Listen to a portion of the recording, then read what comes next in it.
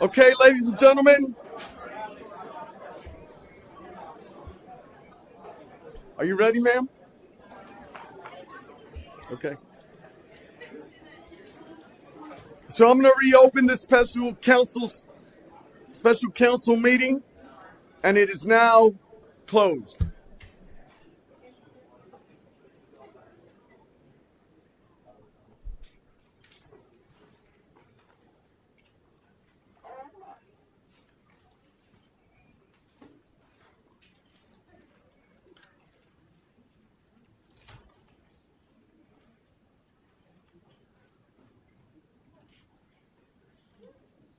So good evening. Good evening. I'm going to call this regular council meeting 2025. I'm going to call this regular council meeting 2025-13 to order. The invocation will be provided by Pastor Jim Campbell of Bay West Church, and our deputy city manager deputy mayor will lead us in the Pledge of Allegiance. Please rise.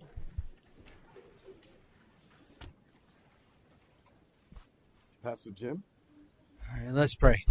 Thank you, Father. God, we thank you so much for all you do for us and the way you protect us, and the way you care for us, God. And we thank you for the wisdom that you give us and the ability to be a part of who you are. And Lord, we thank you for this weekend where we celebrate what your son did for us when he died on the cross and rose again and made it possible for us to be reconnected to you if we accept him and follow him. Lord, we're so thankful for that. Lord, we lift up prayers for all those on the campus of FSU and the surrounding area. Lord, for those that were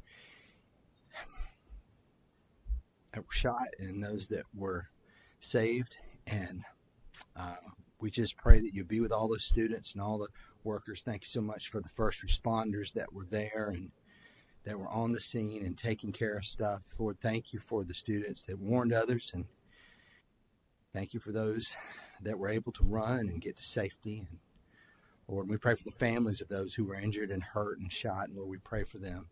And Lord, we pray you lift people around them to help them out and to lift them up and to come around their families. We pray for those that are in the hospital, that they would get well, that the doctors would know what to do and how to operate and how to deal with things. Father, we pray for the psyche of the students that were in the middle of this, Lord.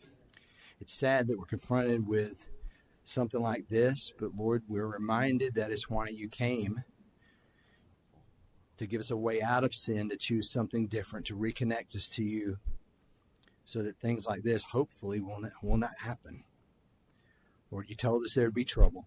Lord, we understand it, but we know that you gave us a way to get through it, and so we're thankful for that. I pray for all these men and women that work in our city government here and for all the different offices. God, I pray that you would give them wisdom and that you would give them access to all the intellect that you've given them. Lord, I pray you bring things to their mind as they need to remember it, and would guide them in the things to say and the decisions to make.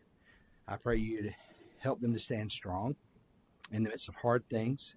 Father, I pray for all of us as citizens that we would be mature and caring about our neighbor and caring about those around us and working together as a community to make this the best that we can.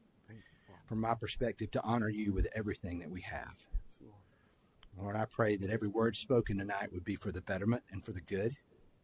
And Lord, if it wouldn't be, that you would silence it and shut it down. Lord, we love you and we appreciate you, and thank you so much for all that you are. In your name we pray. Amen. Amen. Jesus. Please face the flag. I pledge allegiance To the flag of the United States of America and to the republic for which it stands, one nation, under God, indivisible, with liberty and justice for all. Hoorah.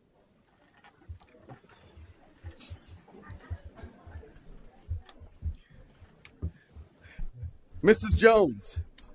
Mayor Medina, Present. Deputy Mayor Jaffe, present. Councilman Johnson, Present. Councilman Hammer, Present. Councilman Langevin is absent, Mr. Morgan, Present. Ms. Smith. Present.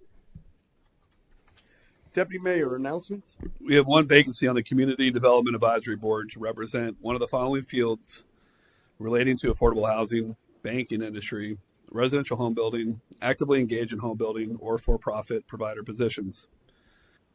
We have 2 terms expiring on the Community Development Advisory Board. Represents resident of the city positions.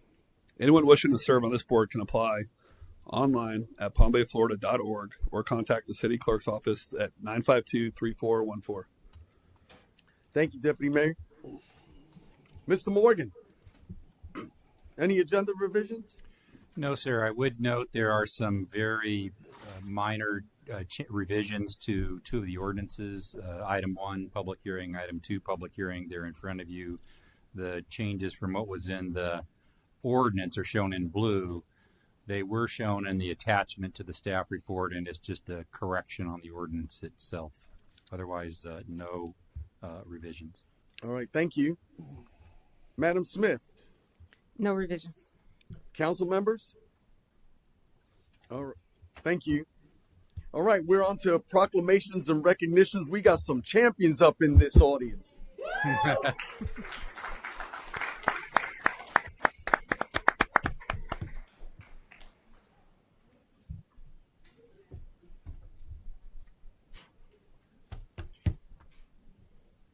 So Leonard Christian, come on up, son.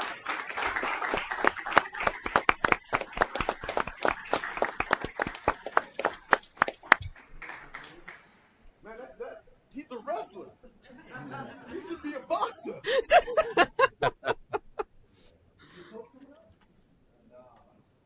Your family member? Your mom should come up. Come on up, Mom. Give it up for Mom.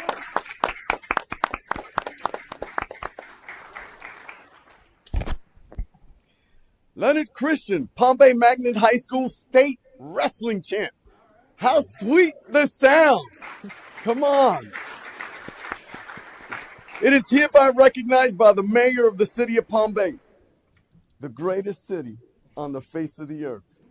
Brevard County, Florida, whereas Leonard is currently a senior at Palm Bay Magnet High School with a GPA of 2.8. Way to go, big man. Whereas as a member of the Palm Bay varsity wrestling team, Leonard is a 4-year letterman and a 3-time state placer, conference champion, 2-time national tournament All-American. He has won 2 highly esteemed national tournaments and is an undefeated heavyweight champion of the world. No, I'm just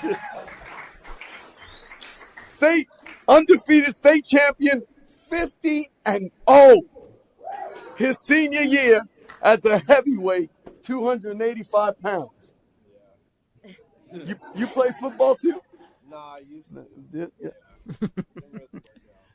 Well, boxing is a good future too, son. Whereas Leonard is committed and signed to receive a full athletic scholarship at Life University in Atlanta, Georgia, a collegiate athletic program that has finished 5-time national runner-up and won a national championship in 2021. Now, therefore, I, Rob Medina, mayor of the city of Palm Bay, by virtue of the authority of said office, do hereby recognize the remarkable achievements of Leonard Christian and ask all our citizens of our city of Palm Bay to join in congratulating Leonard for his skill, his dedication, his way of life, and all that he does as a wrestler. The community of Palm Bay is thrilled to celebrate your success. We are Palm Bay proud of you, Leonard. Congratulations. Here you go. How you take the proclamation, you're going to say some words. I don't really know what to say. I don't know why they keep doing this, but thank you, everybody who's ever believed in me and everybody who, keeps believing in me for the future. But thank you. What about Mom? Thank you, man. Let's go take a picture. We're going to take a picture of you, Mom. We're proud of you. Thank We're you, Palm man. Bay proud of you. Right? Come on over on the other side. You gotta stand behind him. You stand to the side. You're going to take 2. 1, 2, 3. 1, 2, 3. Thank you. Awesome, man. Proud of you, big man. Congratulations, man. What a humble young man, huh? Come on. 285 pounds, 50-0. He put a licking on anybody.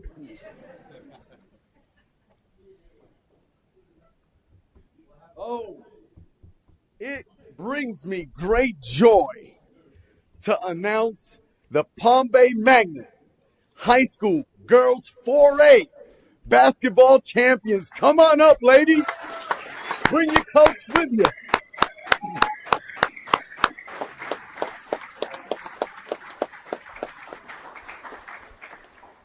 Congratulations.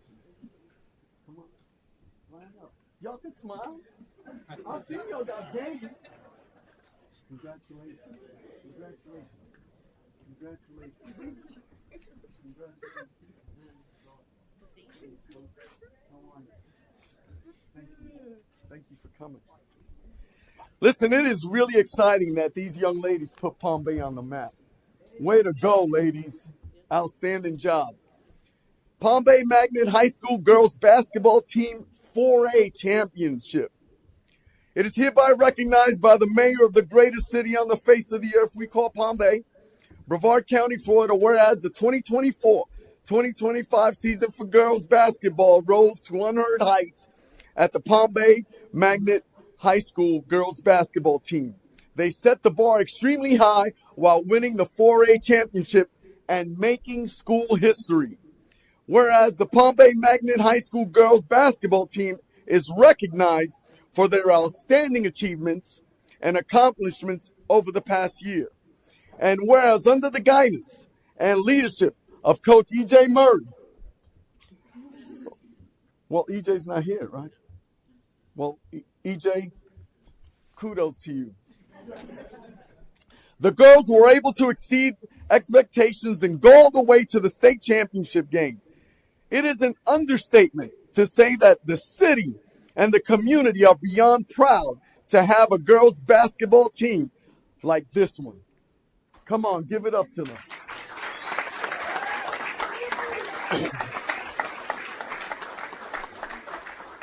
Whereas the hard work of these student athletes and their extreme dedication to this program deserve to be recognized for putting Palm Bay on the map, they are great examples on and off campus and on the court, which is greatly appreciated. Now get this, with an overall GPA of 3.4, which is an accomplishment that is not earned on the court, but in the classroom.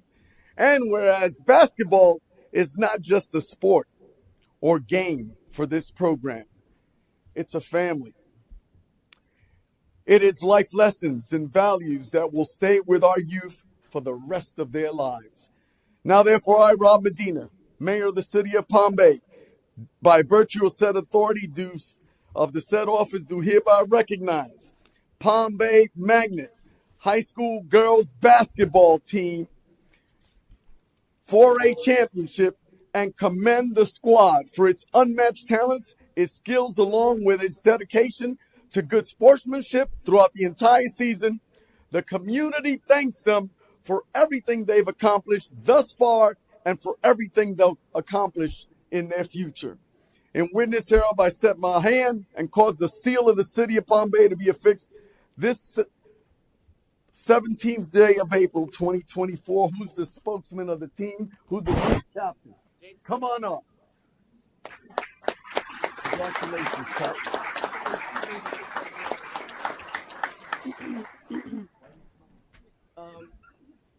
I just want to say thank you, everybody, for supporting us and keeping us going. We have a lot of fans out there, so I thank y'all so much. And this definitely couldn't be done without the coaches. They push us every day to be the best that we can be.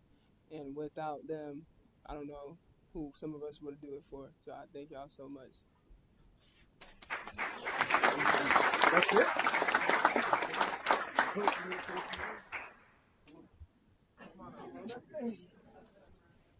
Just want to thank the girls and obviously the rest of the coaches, their dedication throughout the entire year. I don't think a lot of people actually realize it. They donate their time. They volunteer at Palm Bay Elementary. They really give back to their community. And like he said, like they are amazing in the classroom. And they are a great representative of Palm Bay High School and all that we are. All right. So thank you guys for recognizing the girls. Thank you. I just want to share, and I'm really excited. Young lady, you want to come up here again? Give everyone your name. My name is Jada Civil. Yeah, and Jada, tell me about this McDonald thing. She's the most decorated basketball player to ever come out of the workout. Come on. I just recently played in the McDonald's All-American game.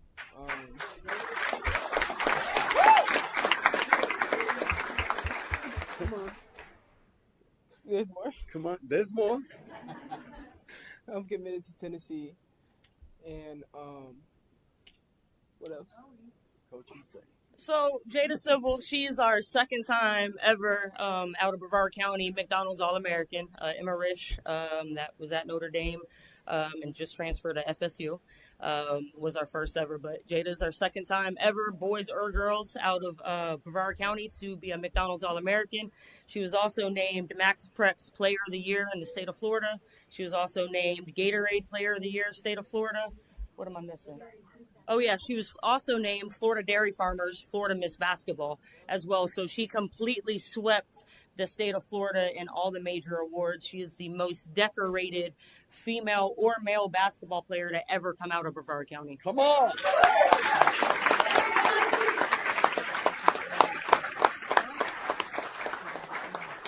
She's also ranked number 20 in the country, ESPN. In the nation. She hates talking about herself, but she has signed a scholarship to play at the University of Tennessee next Go year. Bulls. Yep. Now say, we Palm Bay proud. Say, we Palm Bay proud. We Palm Bay proud. That's what's up, girl. That's what's up. We'll take a picture, Coach. Come on over. Right here. Get the cap. Where they can see you. Y'all ready? But let's, come on. Y'all short, y'all gotta get up front, though. Yep, short. Get up front. Over there. Over there. They don't see the top of my head. Yeah. You a pointer? I got you. Yeah. Mike. All right. Mike's gonna pick me up. Remember us when you get to WNBA, you understand?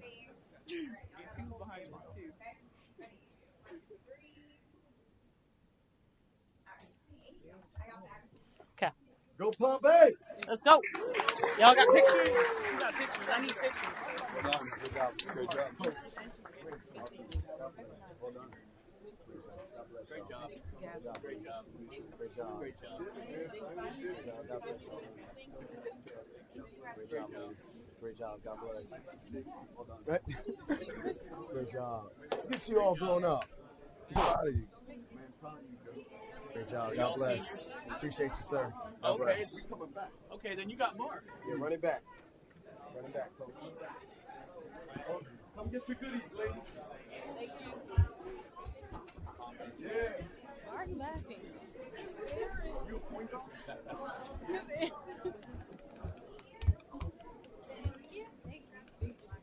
Welcome. Thank you, ladies. Congratulations.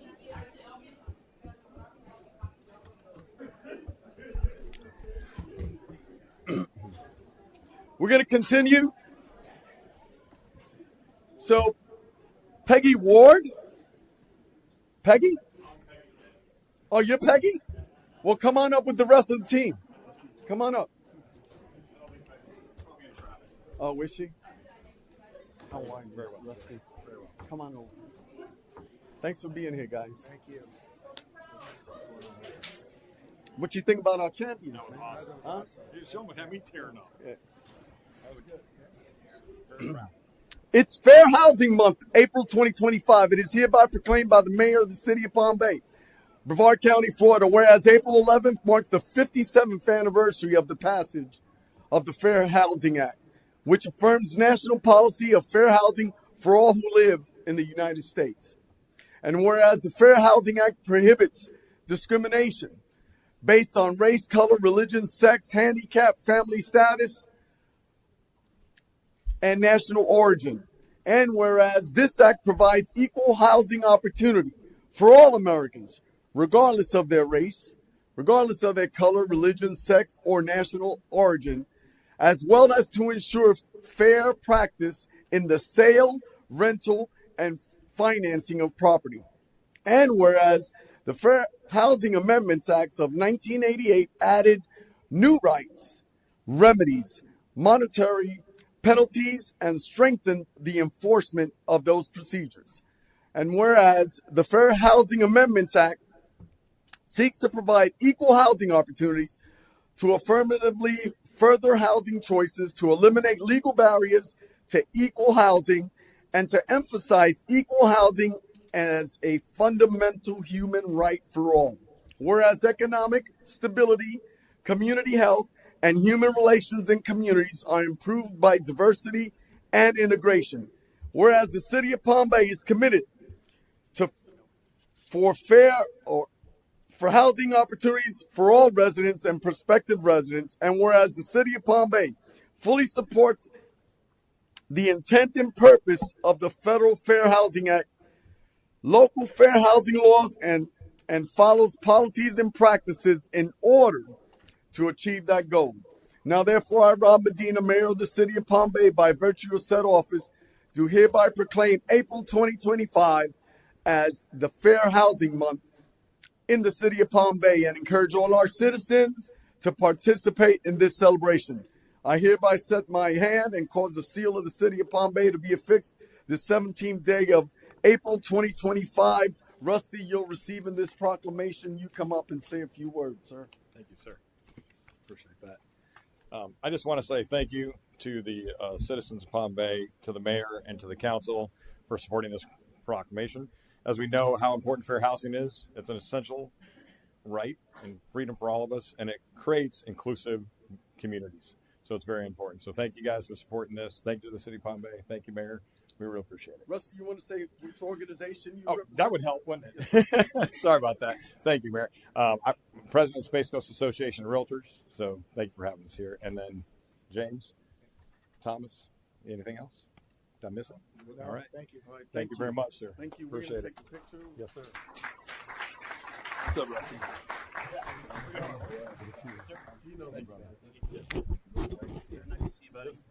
Sir, thank you.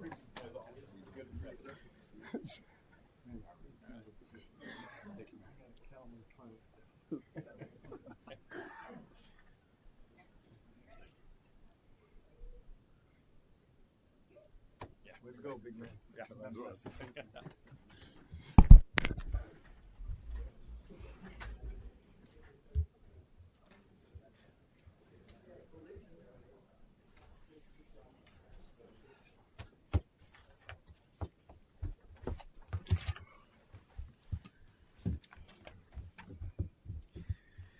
Okay, we are now on public comments. Deputy Mayor? Lance Fisher.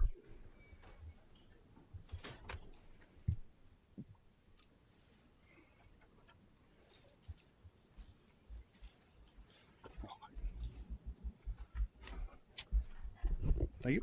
Lance Fisher, 130 Malibu Road, Palm Bay Police Department, Deputy Chief Retired. For all those who haven't had a chance, please take time and watch episode 4 on Copville, which you can find on YouTube. It's an unfiltered, unedited account of my story. But today isn't about me. It's about Chief Agello. Today is the 1-year anniversary that Chief confronted me in my office saying, "You're not right in the head. You can't do this job anymore." I would further like to congratulate Chief Agello as the 2025 recipient of Survive First President's Award. In appreciation for your care and compassion for those you serve. Where was that care and compassion when you told Deputy Chief Spears to pop kids one by one with a pellet rifle? The fact that this hasn't been investigated is appalling. Where was that care and compassion when you said you were pissed when citizens are being loaded into ambulances fighting for their lives? Or when you called your officers that were out on mental and physical injuries yahoos? Or when you failed to ensure that Sergeant Frank Tobar was honored on the Sacrifice Park, or when you threw me out of the building on April 17th, 2024, and systematically isolated me from the very organization officers I sacrificed over 20 years. I find it ironic that Chief Agello uses the Palm Bay Police Department's social media pages to highlight his accomplishments. It takes a special ego to put yourself in front or pat yourself on the back in front of a crowd. Let's not forget Boss's Day. That's a really good one. An ego so large that you require your staff to write posts dedicated to you, but lack the self-confidence to allow the community to provide negative comments on these posts. Chief Agello requested a SWOT, which is a strength, weaknesses, opportunity, and threats assessment, to be conducted to understand areas the agency is good at and areas that they need improvement. He requested that sergeants, lieutenants, commanders, and civilian leadership participate in this. On August 19th, I did a public records request. A second one on February 23rd. Finally, 4 months later, I was able to get my assessment. They used the sergeants, the lieutenants, and the commanders. There was no analysis based on the civilian leadership groups, nor did I receive anything regarding the weaknesses, opportunities, and threats portions of the analysis. In a follow-up request for the remainder of the SWOT analysis, I was informed that only the strengths were put in writing. You can't make it up. When I asked about the notes that were taken to use to provide this analysis, I was told that I would have to go to the secretary myself and get them. What's the purpose of a SWOT analysis if you solely focus on the strengths? What's the purpose of an analysis if you won't even take your civilian staff feedback into consideration? What's the purpose? The purpose is this. You have a chief of police that refuses to allow criticism at any level, refuses to allow citizens to comment on social media pages, refuses to self-evaluate to improve the agency and leadership. The purpose is to self-promote and use the smoke and screen mirrors to act like you promote openness within your community when you show time and time again you don't care or have compassion for those you serve. Happy anniversary, Chief Agello. If you haven't had a chance, you take the time and watch this episode where I tell my story. Unlike you, Chief, I don't mind sharing the unpopular side of the Palm Bay Police Department's leadership. Change is coming, 2026. Bill Batten.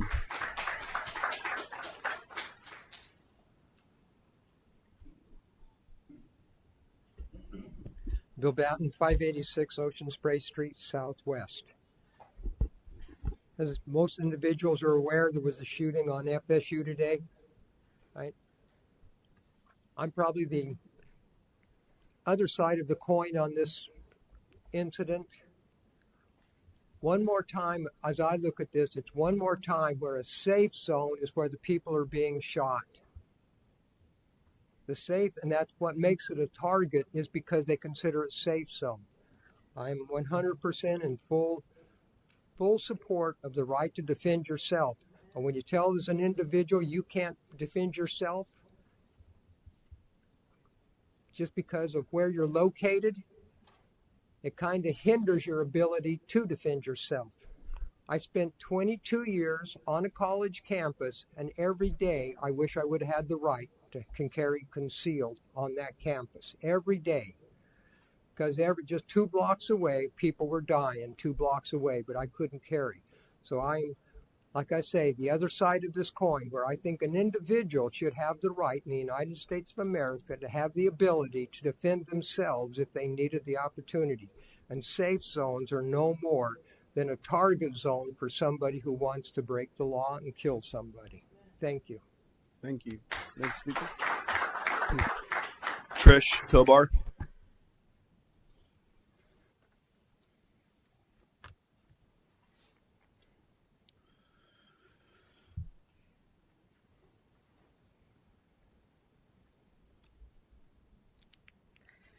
I'm Trish Tobar, 130 Malabar Road. Topic of discussion is Sacrifice Park and Sergeant Frank Tobar.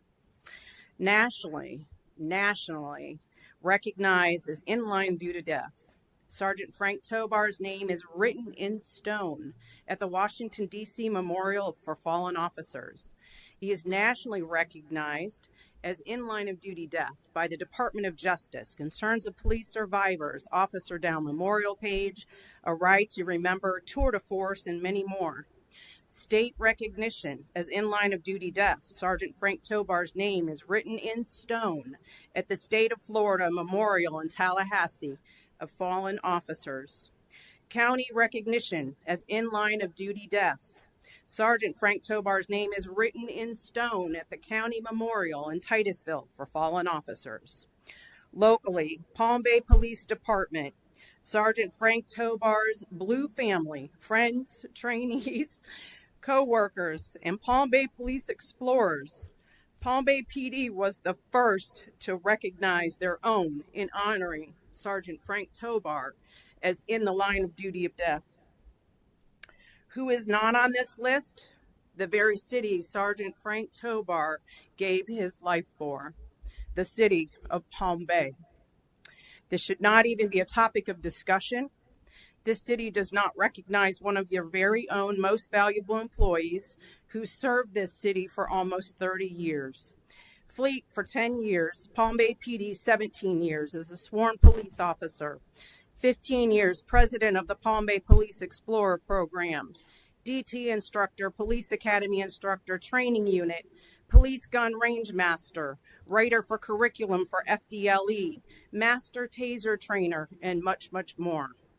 What message does this send to the rest of the police officers, first responders, and employees of this city? Whomever this city council is getting their counsel from in this matter, you may want to reconsider the source and their misguided intentions as to why the city of Palm Bay is the only entity not honoring Sergeant Frank Tobar as an in-line of duty death at the newly constructed memorial at Sacrifice Park. Do the right thing by honoring Sergeant Frank Tobar. Put his name on the City of Palm Bay's Sacrifice Park Memorial as he sacrificed his life for this city. Yes, ma'am. Mr. Morgan? I'd like to call up the chief if we can. Yes, Chief, you can come forward. Just while the chief's coming forward, we are bringing an item to your next city council meeting.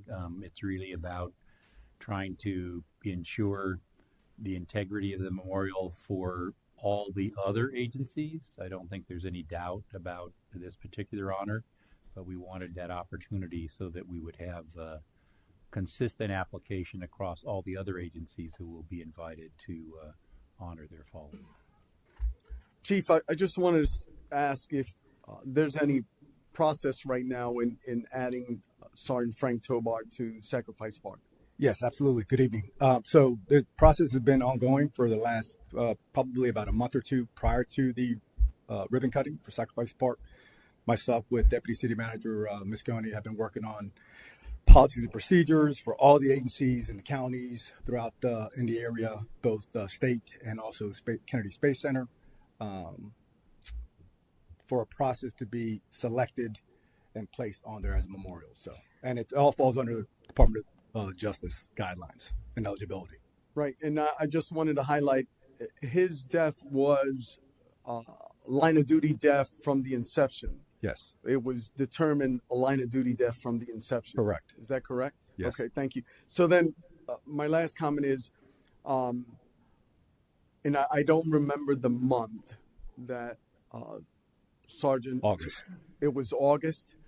Do you feel everything will be in place by August of 2025? Absolutely. Myself and Deputy City Manager will talk about it and going over some language this afternoon before the council meeting. Have you been in talks with the Franks or Sergeant Tobar's widow? Yep, I spoke with Ms. Tobar a couple of weeks ago. Okay. And I spoke to her prior to the council meeting starting. All right. Thank you, sir. I would just encourage that we continue to have that Absolutely with Mrs. Tobar. Thanks, Chief. Appreciate it. Thank you. Thank you, Mr. Morgan.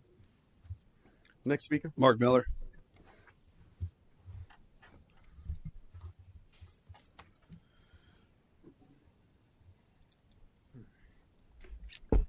Mark Miller, 898 Nelson Avenue, Palm Bay. Want to thank the chief, the fire chief, for supporting our Kicking Bear program. We have more than 200 people show up. It was a free family event, tons of kids. The only thing was I didn't know he was coming, right? So it was really funny. We got a couple hundred kids shooting bow and arrows, throwing axes, shooting BB guns, and here comes a fire truck rushing in with the lights going. So I was like, oh, my goodness. But, man, it was so awesome to have the fire truck there and have the kids climbing all over it. I wish I had taken the names of the firemen to thank them personally. But it was a lot of fun. Speaking of free community events, just a reminder, Easter Extravaganza is this Saturday, Fred Poppy Park. All right, come on out for that. It's all free. And then the weekend after that, of course, we launch our Bible reading marathon. It's an opening ceremony here by the police station between 6 and 7, followed by 365 15-minute reading sessions. And it's hard to believe in a city of 140,000 people with all the believers here on the dais that we can't fill those 365 spots. So let's speak the word, right? Take it back to your church. Challenge your pastor. Certainly between all of our churches, we got 365 people to sign up. And I'll give you a sign-up sheet in a minute. I want to thank you, Councilman Hammer, for sharing your heart. Not just about public service, but we've created a nation, a social media nation of whiners and complainers that don't want to do anything. They just want to complain. And so I really appreciate you sharing your heart out there. I know I'm supposed to be looking at you, Mayor. Sorry about that. But and I want to encourage you to come speak at or visit. You don't even have to speak at our Salt and Light Committee. We're the first church in Brevard County to have a Salt and Light Committee, which is encouraging Christians. It's encouraging people to get engaged with government and come and speak like I am right now. All right. And I definitely highly encourage you to publish the accomplishments because it's so easy to forget about the wins with all the negativity, right? It's so easy to shoot holes in it. Speaking of that negativity, right? You can see all of the complaints about the new city manager, and he hasn't even started yet. Oh my gosh, right? Man, set him up for success, will you? Give him what he needs. Don't throw him in the deep end with the sharks and let's see if he can survive. Get him what he needs so we can win. All right. If he fails, we all fail. So give him what he needs. It's not like it's a surprise that he's coming or what his start date is. Amen. We talked about it last week. Where do you want him to focus? What business categories do we want to bring in? And how can we help? Amen. Thank you all for your support. Thank you. Oh, and if I could.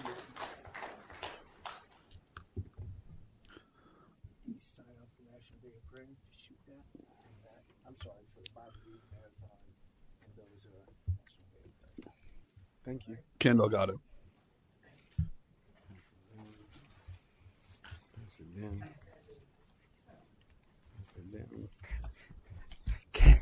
Ken Delgado, 15 Frangelo Road, Southeast. Amazing, Mark. I just want to say to my Jewish friends, happy Passover Amen. week. At the same time, I'd like to say to my Christian brothers, happy Easter. And for all the other ones that don't classify between those two, I hope you have a great weekend. I just want to say, when we're going to have our first child, we set up a room before he was even born. We got it prepared. I mean, we had toys there that he wouldn't even know how to play with, but we wanted to dress it up. Much like what God did when he created his family. I believe he wanted a family, so he created 2 children, called them sons and daughters. Adam and Eve, they gave them a name, Adam and Eve, and set them in a pre-made place called a garden, the Garden of Eden. And wouldn't you know, with having everything they wanted, the one thing they didn't have, they decided it was more important to not pay attention to the regulations. I know your children never did that, but Adam and Eve did. And they got out of the house. See, all this is about Easter. What is Easter really about?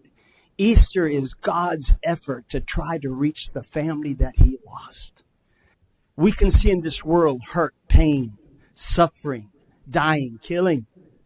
All of these things were not supposed to be in the house of God, but mankind, as they would, as so many people do, they go out, they do their own thing. But God said, I want my family back. And so the word said, I'll come down with the name Jesus, and I'm going to rescue my family. I'm going to do every attempt to bring them back into the family of families that I wanted to have from the beginning of time. On the cross, he made the road, the way, the method, the how-to be able to come back into the family of God. And he suffered and he died for all of humanity. Why? One reason only, because he loved his family. He loves humanity, even in the depths of all that they do wrong. And on the cross, he paid for every penalty. And since there's no double indemnity, he says, I'm giving you a gift. You don't have to pay for what you did wrong because I paid it for you. Would you come back home? Would you come back to me? And as we accept what he did on the cross and ask Jesus to come into our hearts like I did when I was 28 and save my marriage and the destruction that my parents taught me, he made the difference, and he wants to make the difference in every life. And so we celebrate Easter, the resurrection moment when God said, I have taken care of everything. The door's open. Come on home. Thank you. Next speaker. Robert Stice. Wow, Pastor, in 3 minutes.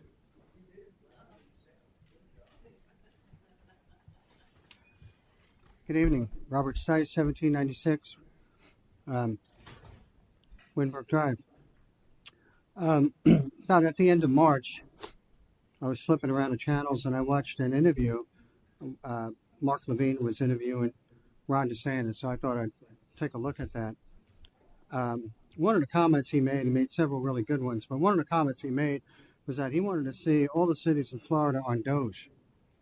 And to me, Doge is nothing more than going after the low-hanging fruit that many companies that I've been involved in have been doing for many years. That being said, I'm hearing a lot of good things from city staff about how the city is improving on follow-up and follow-through, transparency, project management. This is all good stuff, and I like to learn more about it. I'm able to communicate not only in my HOA of 172 homes, but we've been having meetings with the 15 HOA presidents and VPs in Bayside Lakes, so we can really start getting that word out what the city is, the direction the city's going. So I'm encouraged about that. And team building, etc. How can we apply this during city meetings? How do we minimize the length of time that we're at these city meetings? I've been out here long enough that we didn't get out the door to 1:30, 1:15, 1 o'clock in the morning, and my arse is dragging. One of the reasons why I stand in the back and start stretching. I am thrilled about the women's basketball team and honoring them. But my perception is that some of the things that we bring up here could be done at the mayor's office. So how do we bring Doge in, not only to the city, but in here, but everything that we do? So I'm asking you to consider that. You've taken the 3 minutes, the final 3 minutes that we used to get when there's 5 or 6 of us left in here. But how do you all maintain or increase your efficiencies in these meetings while communicating with your residents? Please consider that. Thank you. Thank you. Next speaker. Ruth Koffold.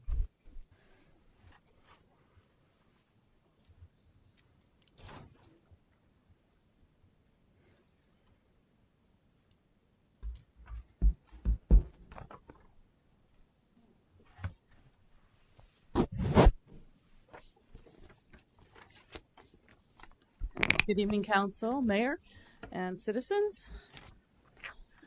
I'm handing out something that I preliminary gave to Council a month ago, saying I did not want to see this come to my door. Well, it showed up on Friday.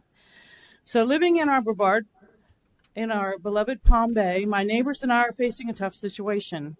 Price Family Homes do not care for the current residents because Price Family Homes doesn't exist in Brevard County.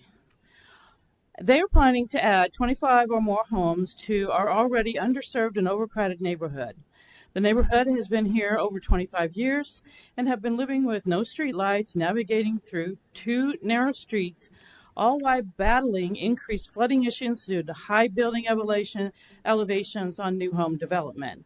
It is a dire situation that compromises the quality of our life and the future of the residents living here.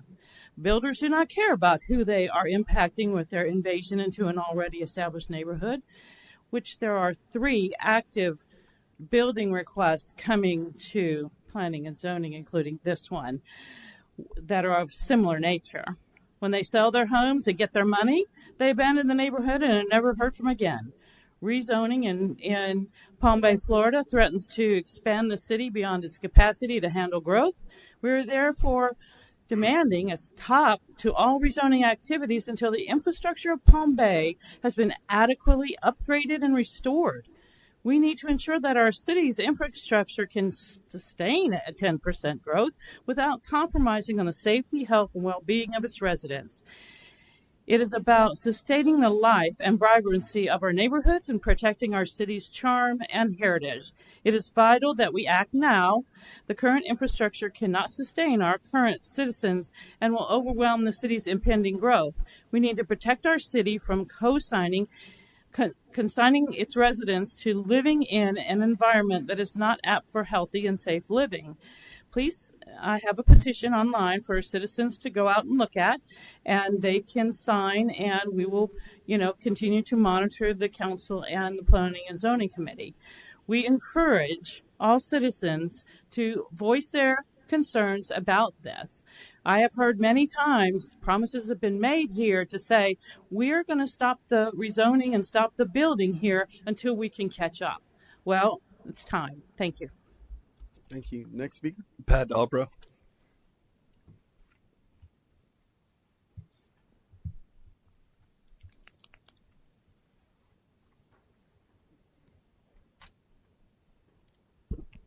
Good evening, Council. Pat Dalper, 410 Georges Avenue, Northeast.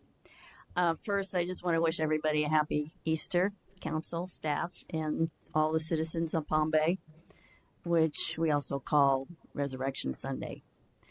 I was talking to a subcontractor today, and he mentioned that majority of the developers coming in from New York and California.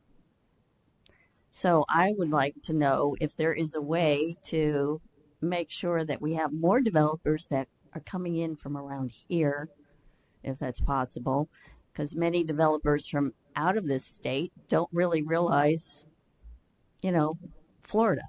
They'll bring their California, New York ideas here. So I would like to just bring that up. I would also like to acknowledge Lisa Fraser. 4 of us had a meeting with her, and it was very informative, very successful and encouraging, and she encourages us to just keep bringing ideas forward and not to give up.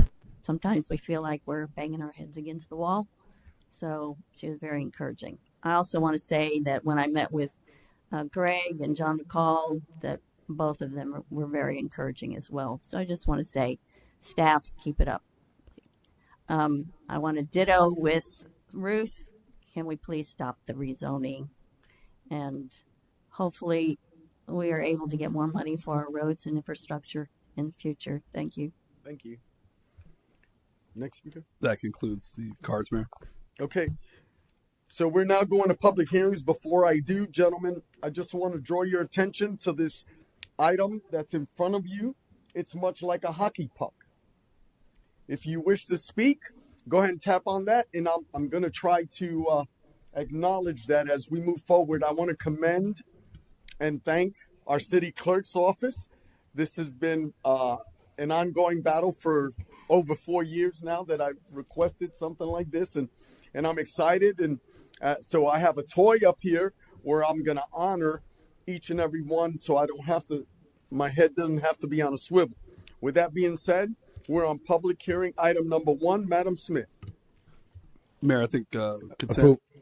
Oh, did I go into? I skipped consent all along.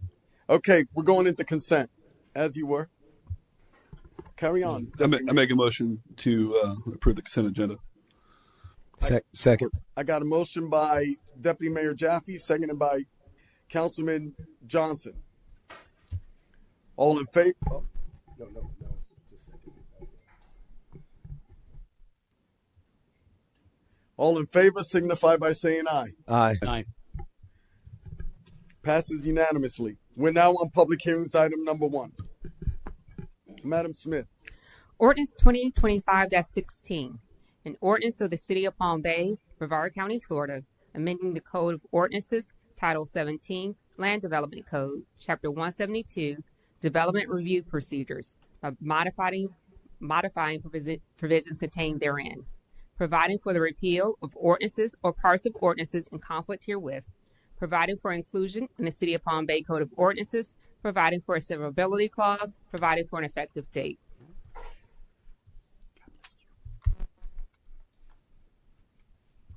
Thank you, ma'am. I'm going to open up the public hearing and defer to Mr. Morgan. Yes, Mayor, members of the council, our growth management director, Lisa Frazier, will give an overview. This will cover both public hearing item 1 and item 2. Thank you. Good evening, council, mayor and council. I apologize. Thank you for indulging me. I wanted to take a moment this evening prior to opening up our phase 2 land development code updates to kind of center us back on why we're doing this. And several questions such as this came up during the Planning and Zoning Board. So I failed to do that for them. I will not fail to do that for you. And in regard to that, the Planning and Zoning Board has requested that we do a workshop on the development review process for them and for the public. And we will be holding that on May 7th prior to their regularly scheduled meeting. So between 5 and 6, we will be holding this open forum on our planning processes. And So who, with that, who will I'm sorry. be, you'll be inviting a lot of the organizations? Yes, sir. We Okay. certainly can if you'd Okay. like us to. Yes, if we can make sure we do that. Absolutely. Be happy to. Are we ready, Brian? Thank you so much. So to bring you back, back in 2023, the city did update their comprehensive plan. In regard to the land development regulations of the Florida statutes, the city then had 1 year to bring their land development code up in compliance with the changes that we made to the comprehensive plan. It's a heavy lift, but the city did a great job in giving it its due process and the recognition that is needed to bring the code up into the goals and objectives of the city. We didn't do this in a vacuum. Certainly, city staff all worked with every single department that is there, as well as holding numerous public workshops and outreach sessions. Some of them were virtual, going all the way back to 2023. In addition, this is fun. I don't know why it's doing that. In addition, once it was finalized and we brought it to the council, we held a series of open houses, some virtual sessions that really incorporated a lot of great feedback from the community. The city council did adopt the land development code in September 19th of 2024. We also held a series of stakeholder workshops in January of this year, just to, again, solicit some feedback from the community after working with this land development code for about 6 months, finding some discrepancies where a lot of the information gaps were. Now we're bringing it back to clean it up and make it the process much more user-friendly. You can find the new land development code on our website in that tab. You can find what we did prior in that tab. And I bring that to your attention so that those who perhaps weren't here or don't recall, we had a whole list right here, the summary of public input that shows the community and the council all of the items in that time that we said we would review under phase 2. But again, as the public, as the development community, as the staff has worked with the land development code over the last 6 months, we've also found some other gaps. And so our purpose for this is to make sure that we are making the process more consistent and predictable for all of the end users. So tonight we are starting with, chapter 171, that's definitions. We have approximately 66 new definitions and 22 revised definitions. These definitions were gaps of uses that were permitted or technical terminologies that are in the land development code. And again, we wanted to make these changes so we can improve the consistency and interpretation of our code for all users. These are just examples here: agricultural product sales, distilleries. These are uses that are permitted in the city, yet they were not clearly defined. The other chapter we will bring forward to this evening is chapter 172. That's our development review procedures. This table is really the best depiction of a lot of the changes and clarifications that we have made in this chapter. For instance, our concurrency, we have added additional evaluation steps and during different applications that were not previously in there. And for your knowledge, concurrency is our level of service analysis. And we've also added police and fire into that analysis, which is not in the comprehensive plan, which is typical, but we've added it into the land development code. We've also updated some of the PUD processes and terminology. We clarified a lot of the plat requirements. We've added the street naming and street naming changes. We're following Brevard County processes, but we felt it was important to put it in our code. We've also clarified some things in the lot splits. Everything is now in this table, and we can proceed further. The Planning and Zoning Board brought to my attention that there may be some questions as to how the development review process happens in the city. This is just a very broad, very simple table here showing you that with each application, you are either taking the public hearing route or the administrative route. And as we go through, we have different steps that everyone needs to go through. I want to bring to your attention that every new project, not every new application, but every new project, we require a pre-application meeting and we require a citizen participation plan.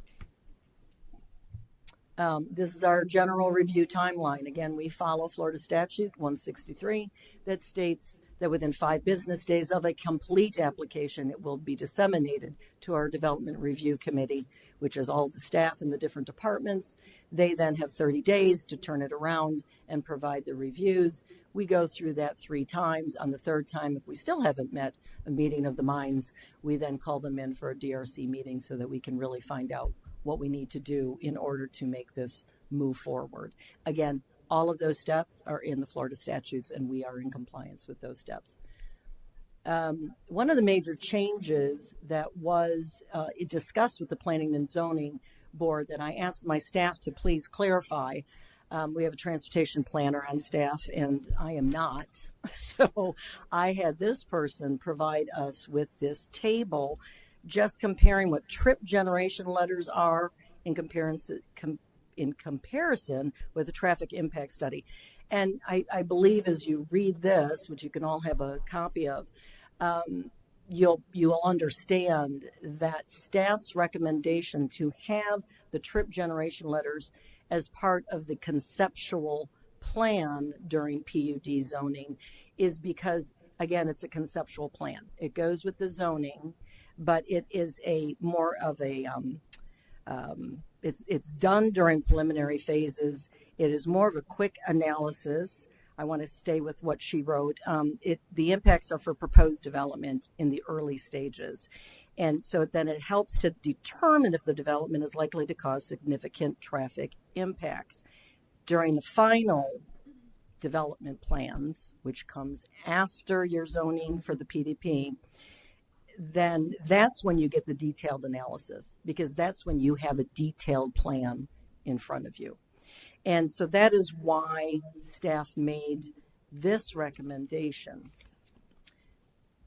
Today, our land development code, when you go for a PUD, which a lot of our developments, our major master plan developments are PUDs, we require preliminary development plan. Again, a conceptual plan. When you get the zoning, it's really the PUD agreement, which is your zoning ordinance. And so at that time, that's when that traffic letter could be. a final development plan does not need to necessarily be supplied for up to 3 years. With extensions, it could be 5 years. And so the thinking is that the real deep dive traffic impact study is done at that time. It can be 3 years, again, 5 years out. Now it's your final development plan. It has all of the details of the plan, and development has occurred adjacent and around that development, correct? That proposed plan over 3 years to 5 years. And so, of course, the impacts of the final development plan are going to be much higher, and the mitigation probably much stronger. Think of, I'm just going to throw out Chaparral, correct? That was approved a long time ago, correct? And yet it's taken a series of years to finalize it and be developed. The impacts are greater today than perhaps when it was first given its first zoning. That may be a bad example, but that's about the best one I can bring to mind. So that is staff's logical thinking, because during the final development plan is when you do your proportionate fair share, you do your DA, you do your utility agreements, and so that's where we put it. But again, that's for discussion later on. I want to thank you all for giving me this moment to bring us centered, and the next time we bring some phase 2 updates, which will be next month, we won't have to hopefully do this. I just wanted to bring you back to why we were doing this, so thank you for your indulgence. Yes, Councilman Hammer has a question. Yes, sir. Yeah, I'm sorry. This is going to be a long one. My first thing is I really want to see this done after our new city manager takes his seat. I don't like a change before he gets in. I would like to have him have some input on it. But a few of the things that I don't like, and I have questions about, with PUDs, it says on there 500 feet. Well, when you're putting hundreds of vehicles on a car or on a road, it's going to affect more than 500 feet away. So I was seeing if for that we can make that 1,000 feet just for PUDs, because a lot of times these PUDs are put on miles and miles back into a neighborhood, so you're affecting hundreds and hundreds of people, but 500 feet away can be 10 people. That's one of the things. On 172-5, it says you're changing it from every application to an application. Does that mean they can make an application, it can fail, or they can make an application, have a community meeting, it can fail, make a new application, or adjust that application, and they don't have to have another community meeting? Every application means if they have to put in a new change, they have to have another meeting. So that's one thing. If they're making changes, I think the community around them should know about it.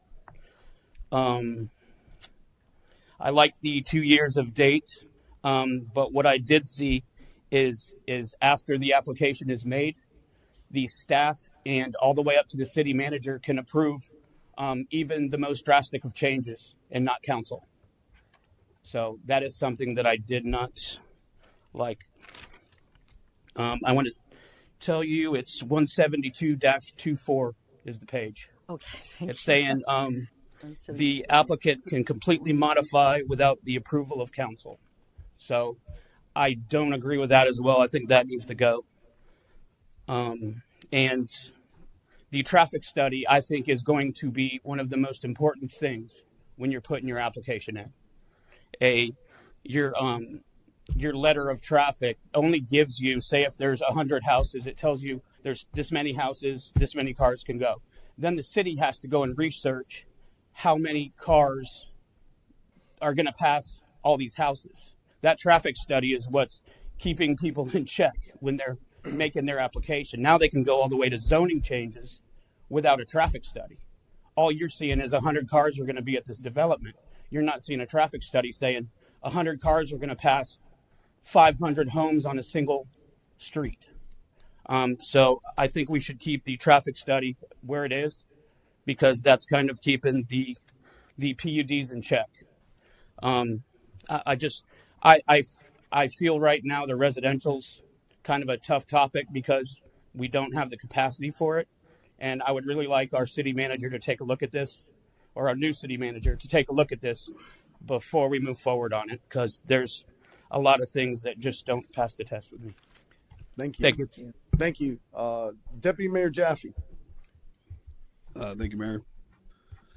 Question regarding the reasoning behind the title opinion on page 41.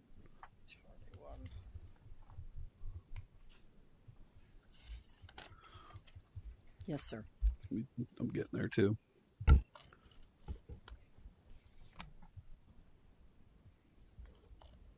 This was suggested, recommended by our staff who deal with a lot of plats, and the title opinion, you know, it's of an attorney at law licensed in Florida. That might be a little strong, but this was recommended by our staff, and again, all of the other departments were involved.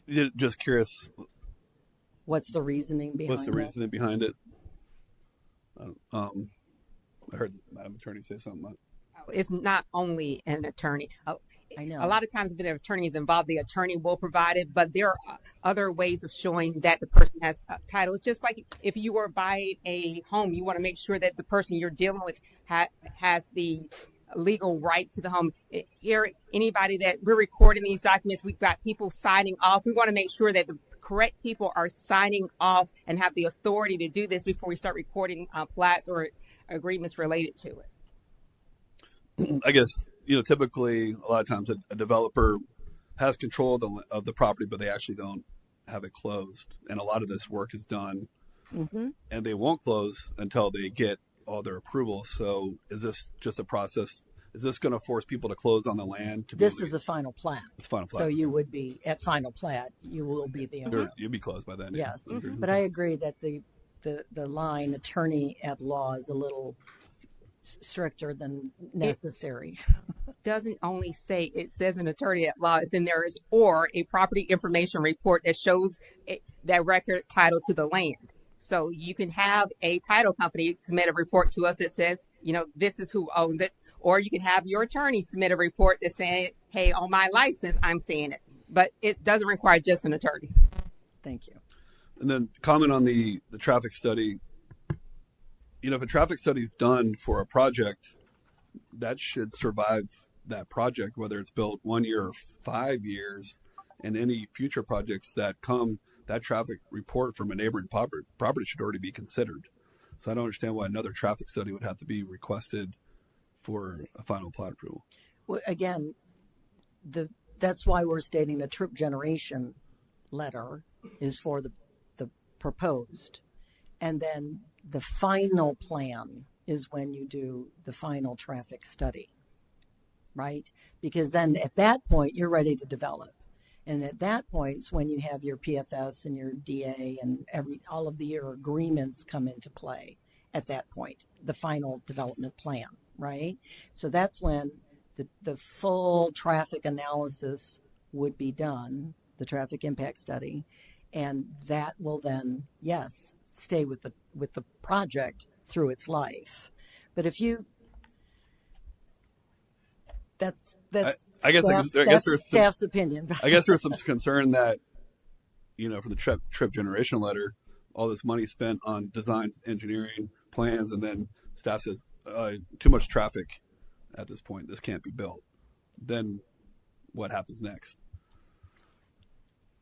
A lot of times people have to modify their plans in accordance with new information. So it just seems like it's a very difficult process to Okay. get projects completed in Palm Bay. Commercial PUDs, we want commercial. This just seems like it makes it harder for that commercial PUDs to happen. So. Okay. I mean, we can change it. We can change it back. Here's the consideration that staff applied to this. And again, if council and the community is uncomfortable with this, we have no problem bringing it back to traffic impact study at the PDP. However, prior to the land development code update, when you went for a PUD zoning and you had a preliminary development plan, you only received a temporary zoning. And within 1 year, you had to have your final development plan submitted. So typically, you were constantly seeing a PDP and an FDP coming in together, right? And at that point, you had your final development plan, and we did the whole trip, impact analysis, because it was coming in together pretty much as one, because you couldn't even have your zoning finalized at PDP. We've changed that to be in accordance with a lot more of the planning standards and what happens in other local governments, municipalities, where you have a conceptual plan, a PDP, as part of your PUD zoning, and you get your zoning. You have your zoning at that point. And then you have several years to come back with a final development plan that has to be substantially in conformance with your PDP. So it has to be very similar. However, markets change, markets fall, investors fly the coop. So this gives individuals a little bit more time to come up with their final development plan. That was the thinking that is more standard in the planning profession. However, again, if the council is uncomfortable with this, we'll change it back. But I just wanted you to know staff's thinking on this. Does that conclude your questions? What is an all-weather roadway? What is the definition of all-weather? You're throwing me loops here. I'm sorry. And I've lost my pen. I'm sorry. Go ahead. All weather. I don't know where that would be. I'm going back to it. Are we in definitions now? Did we jump to definitions?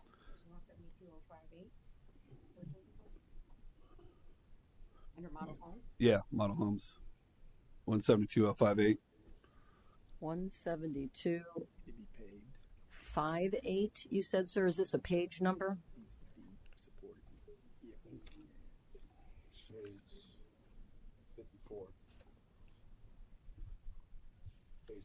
The language changed from stabilized road to an all-weather roadway. I don't see that change in what I have. Page On 54. Page 54.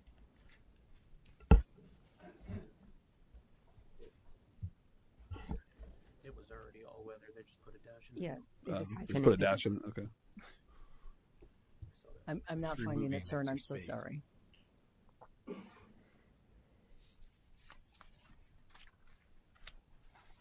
It's under the model homes.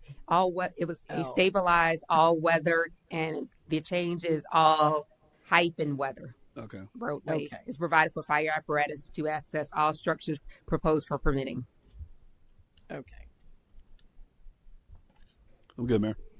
Thank you. So thank you, ma'am. Councilman Hammer had a few points. The very first thing, and I think council, and I'm in agreement, the trip letter, I prefer the traffic study on both ends. Okay. Right? And you used a great example, because you don't know 2-3 years down the road how all those feeder roads and all those connecting roads are going to grow within our city. So I'd rather have a traffic study at the beginning, and then to conclude that finalized. I don't agree with just the letter. That's my. So I'm joining council in that as well. Councilman Hammer also discussed about 1,000 feet PUD, and I know that we had discussed previously increasing that radius to 750, hitting a sweet spot in that discussion, and not just for PUDs. Right. We were talking about citywide. So where are we with that discussion? Staff recommend that we stay with 500. There is Correct. a cost. Say again? There is a cost to expanding The again, radius. these circles of notification. I just want you all to be aware of that. And the standard is 500.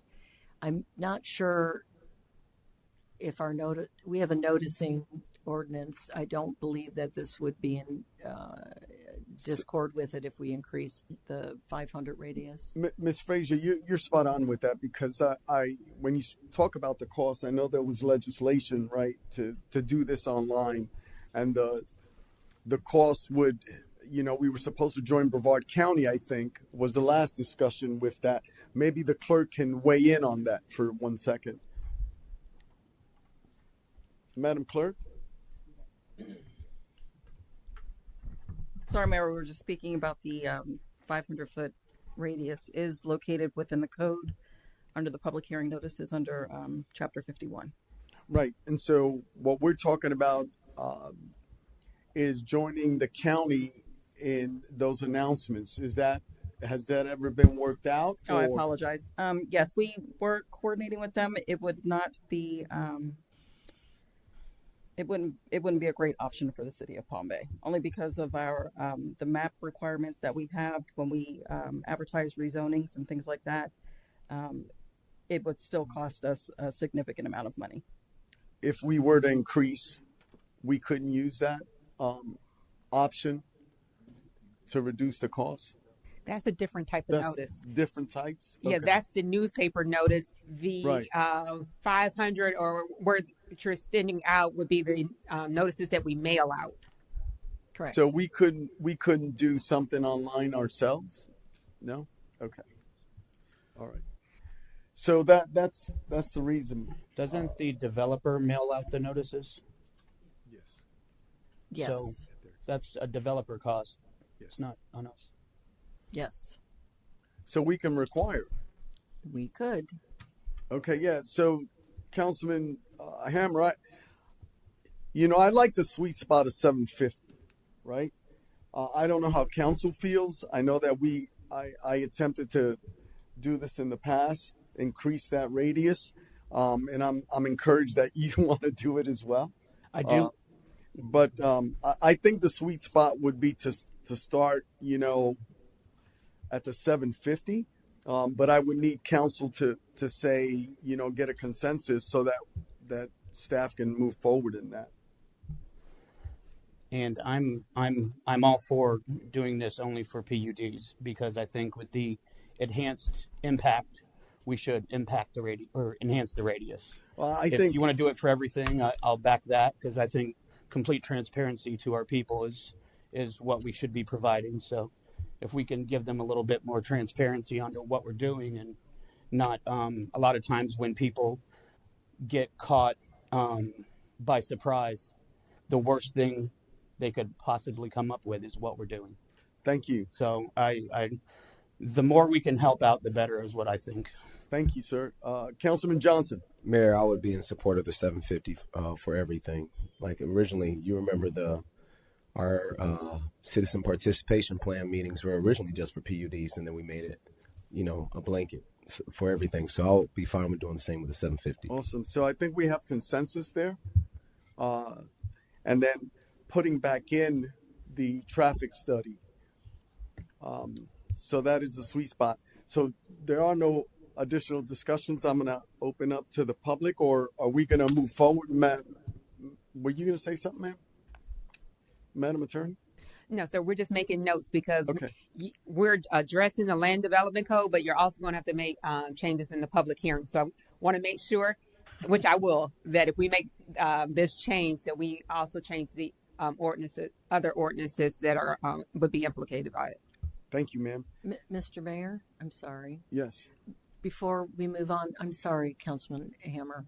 You had mentioned several things rather quickly, and I'm slow. So if you could please, allow me, I know the clerk has the meeting minutes, but this would very much help me. I think you were alluding to, under citizen participation plans, the applicability, sir, where it says instead of every application, so it's for a development. And we made that change only because we aren't requiring, typically a project will come in and they have to have an application for their land use change, an application for their zoning change, an application for their conditional use. I'm just making that up, but that could be that. We don't need nor require a CPP for every single one of those applications. It's the same project. Do you hear what I'm saying? So we're making it easier that the same group of people hear the same project. Now, yes, you're correct. If that project changes, they will be required to do another CPP. But we only wanted them to have to do one CPP for one project, and so that's why we worded it that way. Does that help clarify it, or would you like us to change that? See, how I look at it is if they have their CPP and they have one entrance, okay, so you have one homeowner that's like, okay, I'm going to have 400 vehicles flashing their headlights in the front of my house every night. And you know, you go to your CPP and you see that, and it comes to, they put in the application, and guess what? It didn't pass because they only have one way in and one way out. Now they take that application back and they have a second entrance. So now you have two houses that are getting lights in their house. Well, guess what? Even though our ordinance says for every application has to have a CPP, with this, it's only for the development. So now they can put in another application that completely changes everything, but it's for the same development, so they don't have to have a CPP. So now you're making changes to an application, to a whole project, without letting the whole people in the community know what's going on. And I think it should stay every application, and that's the only fair thing to do. That's just how I feel. Okay. Whether they Thank do or you. not. Thank you for that clarification. And I believe you had another one besides the boundary. It appears to me you had three. Yeah, there was 172-24. The page, is that a page number, sir? That's the proposed number on there. Let me see what. Okay, 024. I'm almost there.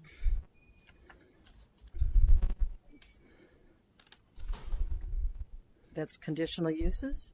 Yes.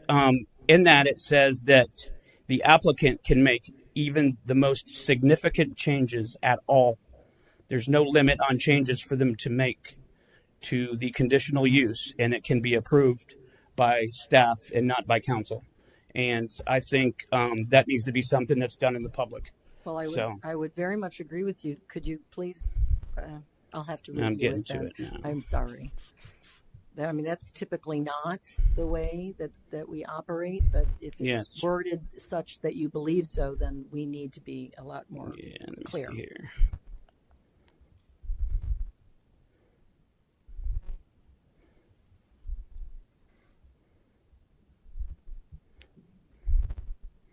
Am I passing it?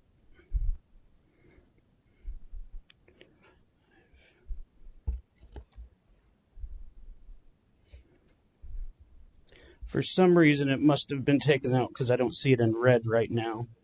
But it was in red on the original one, and it had the application. I'm not seeing it now.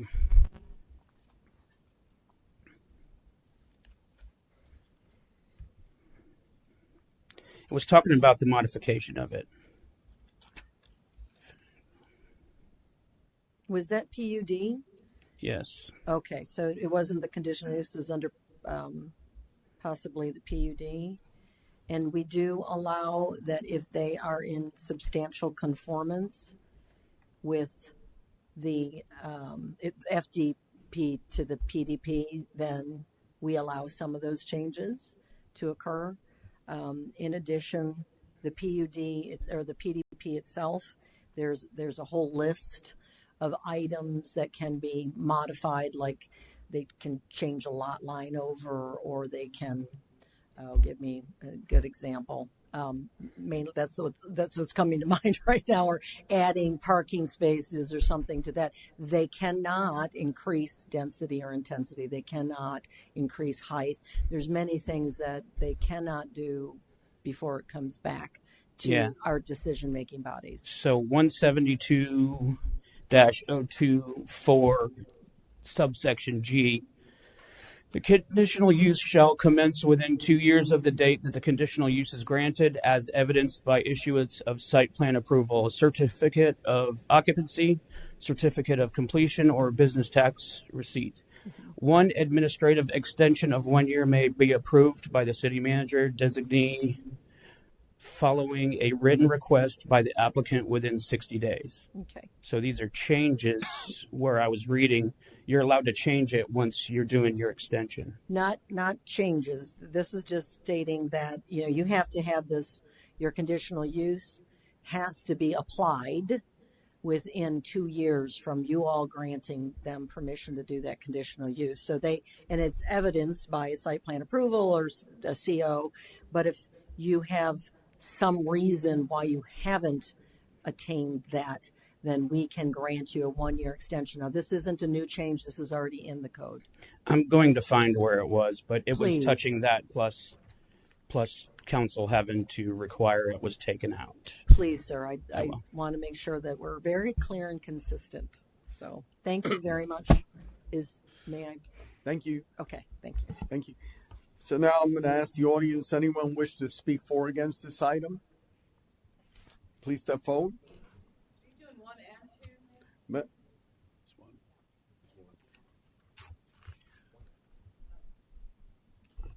Bill Batten, 586 Ocean Spray Street, Southwest. First, I'd like to commend the council for paying that close of attention, because I've watched many, many times, because I've been spending years and years and years trying to go through the comp plan and the getting up to this state where we're now reviewing it. And to be honest, this is the most in-depth that I've actually heard a council discuss it with the land development. So I'm commending you on that. On the traffic study, I'm going to build a scenario for you. Right? We have a local road here in Palm Bay. It's called Gaynor. It was zoned for single-family residential, or all of the road was rural residential development at the time. So minimal traffic was going to be on that road. It's just a local road. Then we had a PUD come in, and we put the entire PUD. We took the rural residential, we converted it to a PUD. We put all that residential traffic onto a local road. Right? That made it even worse. Right? Now we're going years and years later.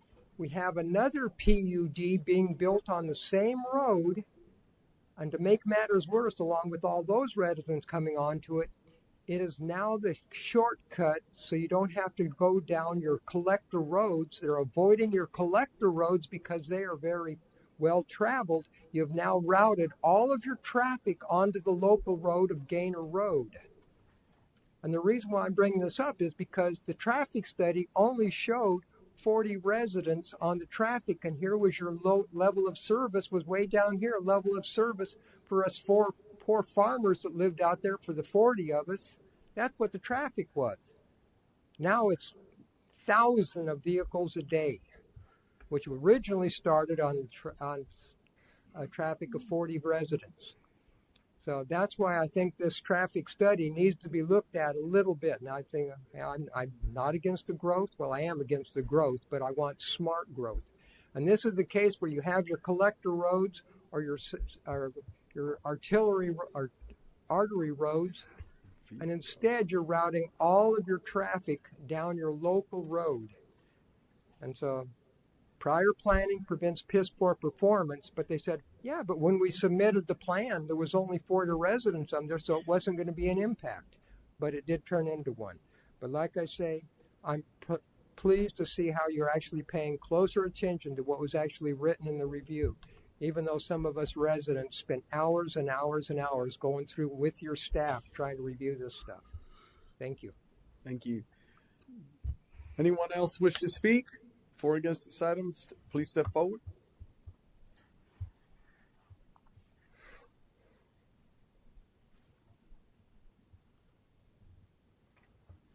Ruth Koppel, 935 Douglas Street Southeast. I thought that this was about 1 and 2 public hearings. Reason I asked. It's just one right now. Okay. Yes. So I'll step down for. I wanted to go with number 2 because she was presenting for 1 and 2.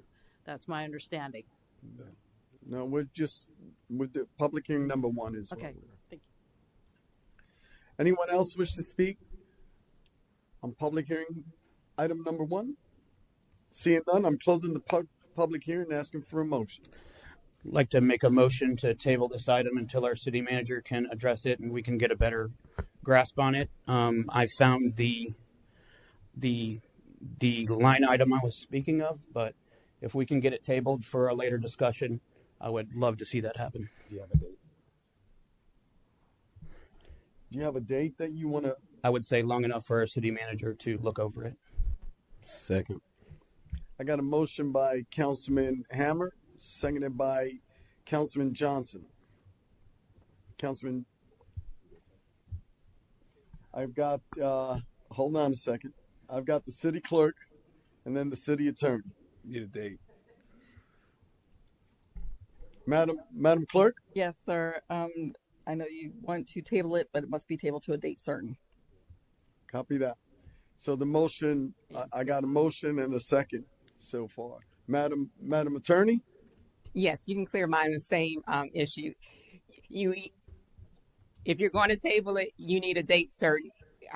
He's going to be here May 1st. Are we looking to do it May 17th? Are we looking to do it after the June break? That would be July 3rd, but I need you all to give us a date. Okay, so right now the motion doesn't have a date. So in order to have a date, I needed. I'd like to make a motion to table this until the May 15th. Well, hold meeting. on a second. I've got a motion on the table right now. Is the I'll second pull withdrawn? my second. Okay, thank you. Okay, so that motion dies. I need a motion. I'd like to make a motion to table this item until the May 15th council meeting. Second. I got a motion to table to May 15th, meaning that'll be the first hearing. That means the second hearing will be in July.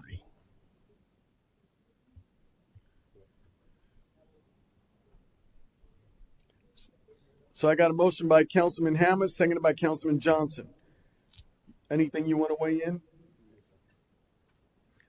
All in favor signify by saying aye. Aye. Passes 4-0. We're now on item number 2. It's moving to May 15th. We're now on item number 2. Madam Smith. Ordinance 2025-17, an ordinance of the City of Palm Bay, Brevard County, Florida, amending the Code of Ordinances, Title 17, Land Development Code, Chapter 171, definitions, abbreviations, and acronyms, and modifying language contained therein, providing for the repeal of ordinances or parts of ordinances in conflict herewith, providing for inclusion in the City of Palm Bay Code of Ordinances, providing for a severability clause, providing for an effective date.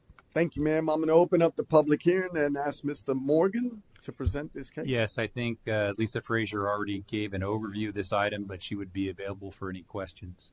Council, any questions?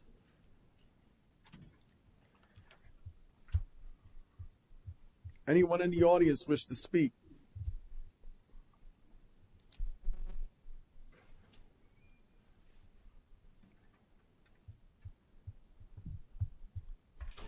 Ruth Koppel, 935 Douglas Street Southeast, Palm Bay. For this item, there is an example. I think it's for this item. I couldn't figure out which one was going on. But for this example, there is an example in Crown Square at the Point. When that was put forth to council, there was only either 3 or 4 buildings that were approved. There are 6 buildings there now, without council approval, without coming here, public, nothing. And that is the eyesore that is part of Malabar Road right now, that no retail happened. So there was promises made, promises failed right there. With whoever the developer was and whatever it is, you cannot get any retail in that space for the last 3 years.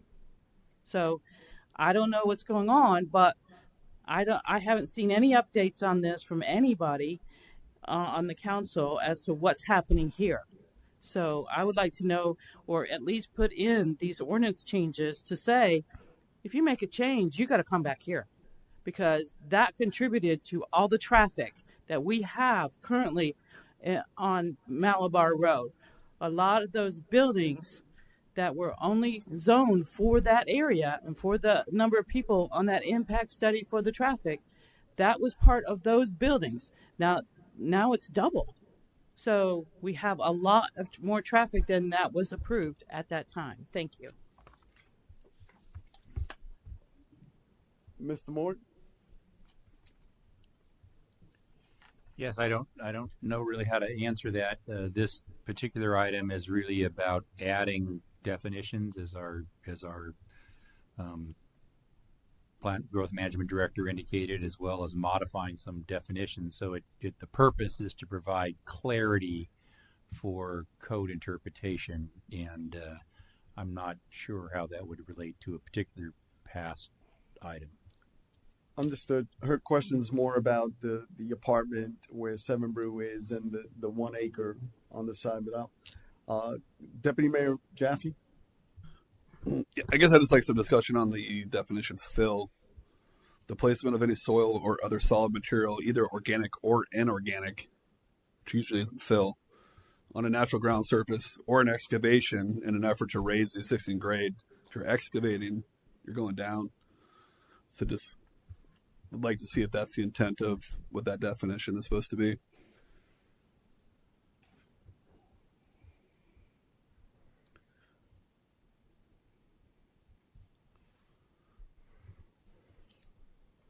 You know, these are all typical definitions, and so I understand what you're leading to. Fill is usually clean fill, not organic, and we want to make sure that it's to fill up a piece of property. And this is going a little further than that, stating mainly, I feel, getting into the definition of soil. On a natural ground surface or an excavation in an effort to raise the existing grade, that's appropriate. But fill can be, and usually is, inorganic and not organic. But I mean, it can be a mixture, as we all know. So yeah, it's reaching the height of it.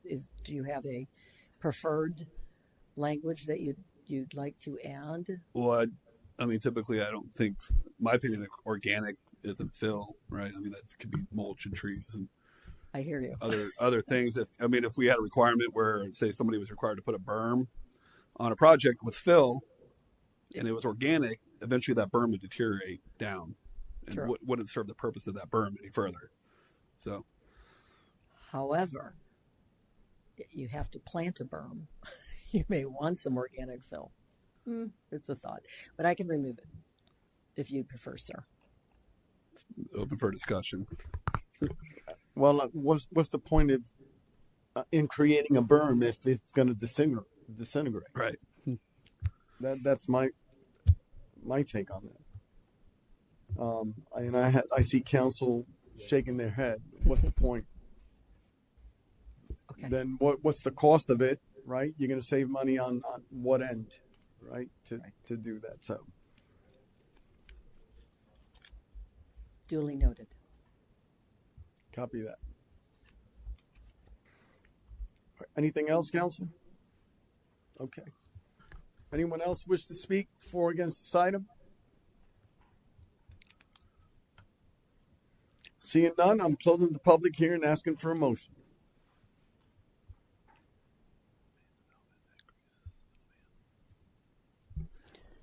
I would like to make the motion to approve with the exception of the change to the fill definition. Well, I think we're going to have a second hearing, so it'll come back with the change. Is that correct? But it'll give them the pathway to do that. Okay. If they don't, ma'am? Well, if you approve it as is, it's going to come back as is. If you want the fill not to be there, the motion that Councilman Hammer made is the appropriate motion. Okay. So it'll come back with the amendment. Yeah, if you tell her you don't want the okay. fill, that change won't be in the second reading. Okay. A second. I got a motion by Councilman Hammer, seconded by Deputy Mayor Jaffe. No discussion? All in favor signify by saying aye. Aye. Passes 4-0. We're now on item number 3. Madam Smith? Resolution 2025-17, a resolution of the City Council of the City of Palm Bay, Brevard County, Florida, identifying certain real property owned by the city which may be used for affordable housing programs in the City of Palm Bay.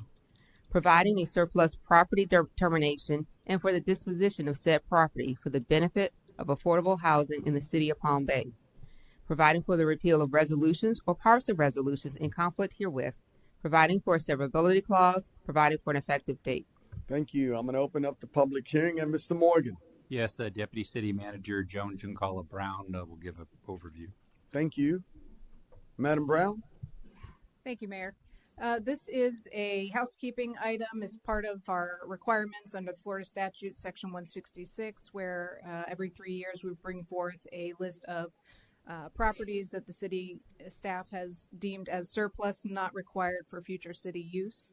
And this particular exhibit includes 11 parcels, and for transparency, 8 of those parcels have already been designated through a resolution historically. 2 were previously brought to council with the intent to designate, and council at that time, and that was March 7th, 2024, approved designating those as used for affordable housing. However, there was no resolution, and so we're adding those back into the list, asking for those to be included in the motion. And we'd like to add one more property, a new property the city acquired through foreclosure at 1491 Florida Avenue. And that parcel is a lot that has an existing structure that is significantly deteriorated. I believe the roof is collapsed and there's a tree growing through them. So we're asking that council adopt a resolution designating those 3 parcels, which is the address is specifically 1200 Salina Street Southeast and 2230 Washington Street Northeast, as well as the recent acquisition of 1491 Florida Avenue Northeast. Thank you. Any questions? Well, seeing no responses here, I'm going to open up. Oh, sorry. It's not working? Okay. Forgot. Councilman Hammond. Hey, with Salina Street, this was property that was purchased for a walkthrough for the school, correct? I don't know, sir. Okay, yeah, that's in a regular neighborhood, and I'm not happy about that one. My question is, can all these properties be sold to pay down our surplus, or to pay down our debt, or to go towards roads? So the Florida statute requires that any land not donated but sold, those funds be used to acquire additional affordable housing. We do have a different administrative code for surplus properties that we, sell for city other purposes, not including affordable housing. And those proceeds go to road maintenance fund. So there's nothing other than affordable housing. So all these were purchased for, or were deemed to us for affordable housing? So No. they all have to mandatory go for affordable housing? No, sir. So there are 8 that council already designated as affordable housing through a resolution. And there are 3 more that previous council designated as surplus for affordable housing, but didn't go through the resolution process. 2 of those. And then there's 1 more that we acquired just through foreclosure. So it's up to council whether you want to add those to the list of surplus for affordable housing. You can also add them as surplus just for general real estate. We have 2 separate admin codes for how we handle those. For the ones that get designated for affordable housing, per the statute, we do have to use any proceeds towards future affordable housing. However, if it's just general real estate sale, our administrative code states that the proceeds go towards road maintenance.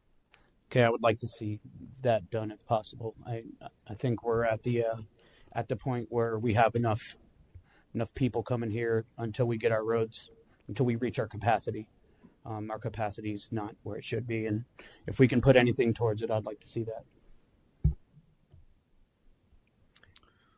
Deputy Mayor Jaffe? So my question is, previous resolution, looking for an updated resolution adding the 3 additional properties. What would happen next? Would this actually get listed with the real estate firm and be advertised? Or if somebody were just to call the city and said, hey, do you guys have any affordable property? Can we buy it? Yes, absolutely. And we actually do get folks that reach out to the city and ask for surplus property for affordable housing. And this is the list that we provide. And of course, they have to go through the process. typical process for a real estate purchase or donation, but they have to, at the end of the day, use that land for affordable housing as defined by the state. And typically, how much is this? Like, how much will we sell this land for? We would go through our real estate process where we would get an appraisal or a broker's price opinion. I will note, however, at this point, we do not have a real estate broker. I think it's impossible to provide affordable housing in this current economy. And I'm in agreement with Councilman Hammer that I feel like this property should just be listed as surplus property and not designated as affordable housing surplus property. Is that possible? Yes. Okay.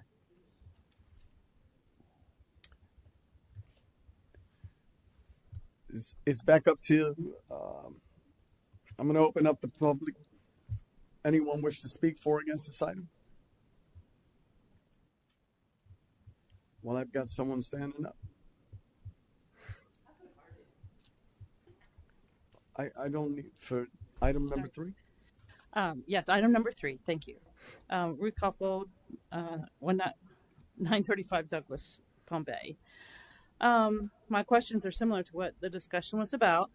And suggestion would be, can we use surplus property for a youth center, meeting rooms for the community? The community room that was in or was designated as a community room is no longer that, because I was told I couldn't have meetings there anymore because the city needed the space. So I'm asking, if there's surplus property, can the community use that property? Like we had a group here earlier that a few meetings ago that has surplus property that is being rented to an organization for youth group, as an example.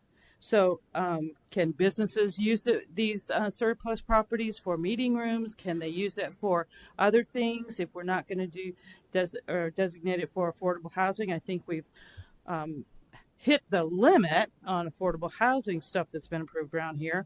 So we need to have alternatives, and those alternatives are sorely needed here in this city. Thank you. Thank you. Anyone else wish to speak for or against this item? Ms. Brown, that question is going to come back to you. Robert Stice, 1796 Winbrook Drive. I couldn't agree with you two more. The roads with the people coming in, just going down Emerson and trying to either stay to the right of the road or to the left to avoid all those patches and what have you. You have people coming in here that have another 25,000 homes that have been approved at south. The road repair and the amount of volume that's on here, any chance you get, you got to make the roads livable, passable, drivable, because there is so much traffic on that. That's where the focus has got to be. So thank you very much. Appreciate it. Anyone else wish to speak for or against this item? Seeing none, I'm closing the public hearing. Asking for a motion. I'd like to make a motion to convert the following properties in here to surplus properties for sale. Second. I got a motion by Councilman Hammer, seconded by Councilman Johnson. I feel like we have to deny the resolution. Hold on. Madam Clerk? Yes, Deputy Mayor Jaffe is correct. You should be making a motion to deny the resolution and or you can strike those that you don't want on from the resolution. Then I'll pull my second. Hold on 1 second.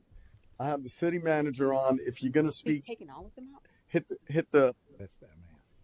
Go ahead, Mr. Yes, I would ask for clarification on what the council wants to do. Do you want to put all 11 for sale for where the proceeds could be for the road fund, or just the newer ones? So it was unclear to me from the motion which that was. Right. And so part of that, I thought some of these were already sold and they were part of affordable housing, so you couldn't take them out and put them on the market anymore. Is that correct? So you are correct. There are 8 that were designated by resolution. I don't know that that's going to stop anything at this point. We have no. Is your mic on? Okay. Oh, I'm sorry. It's on. It's just not close enough. Okay. We don't currently have a contract on the Northview lots, for example. This is the 6 lots for Northview came before council under a home disbursement to Macedonia CDC for the development of duplex units for senior citizens and veterans. However, we haven't yet executed the agreement. We're working through some concerns that we have at a staff level about the feasibility of the project. We do have a couple of these properties listed under a different home agreement with a CHODO, a Community Housing Development Organization, CHI. However, I recently learned that she's looking to perhaps terminate that contract because she's not able to construct affordable housing at the current market rates. So I would just ask that we have a little time to look into those particular properties under the agreement with CHI. But I would defer to Madam Smith whether or not we can actually amend the resolution previously designating the 8 lots as affordable housing. Well, right now I had Councilman Johnson pulled his second, and so I don't have a motion. But go ahead, ma'am, Madam Attorney.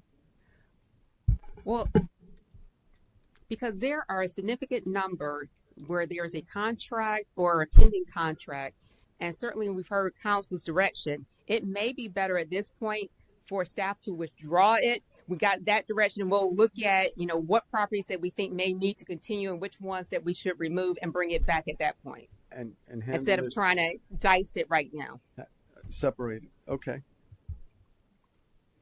So I hear staff is pulling this item.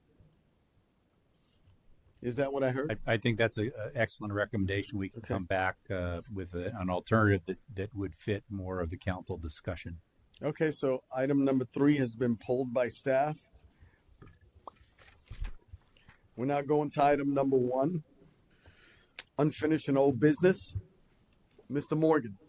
Yes, Mayor, the council gave direction on this item at a previous meeting to re-advertise in the hopes of hitting our July 3rd meeting of $170,000 worth of home funds. And in the meantime, staff got together and came up with an alternative idea, which we think is a good idea, but we wanted to come back to the council to see if that was your policy direction. But instead of resoliciting for the development of some housing with some tight deadlines, this would be used to supplement existing owner-occupied housing rehabilitation funds, where we have a very long waiting list. And it's obviously a policy call for the council, but after the previous meeting, staff thinks this would be a better alternative direction to head towards the hearing that lies ahead. Okay, I don't see any questions from council. Deputy Mayor, any comment cards?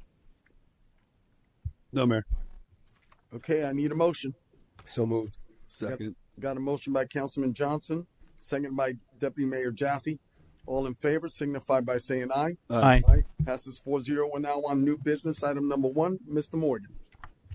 Yes, this is a consideration of a 1-year extension to the lease agreement with the Greater Palm Bay Senior Center, and our Deputy City Manager, Juliet, will give the presentation. Ms. Mosconi, welcome. Thank you. Good evening, Mayor and Council. What you have before you is a 1-year extension to the existing lease agreement. So the original lease agreement was for 3 years with 2 1-year options. It's actually, as approved in 2021, the city manager has the ability to execute the extensions. Recently, we discovered that the extension that goes through 2025 was not executed, so we quickly fixed that. Based on some discussion, though, that you all have had at council, we wanted to bring back this final year extension. Also here this evening is Sylvia Fells. She is the Vice President of the Greater Palm Bay Senior Center. Mr. Morgan and I went and met with the board in March and had a long conversation with them there's a lot of content in this legislative memo about all the good work that the Greater Palm Bay Senior Center does in our community with their 1,200 members, their outreach programs. Their programming is very intensive. I feel very strongly when we sat down with Ms. Fells and the other board member that the city staff needed to do a better job connecting with the seniors. There was division in our relationship, and Sylvia and I have worked to build bridges to recognize the good work that they do for our community. As such, we've negotiated a few minor concessions for this last lease extension that would go through 2026.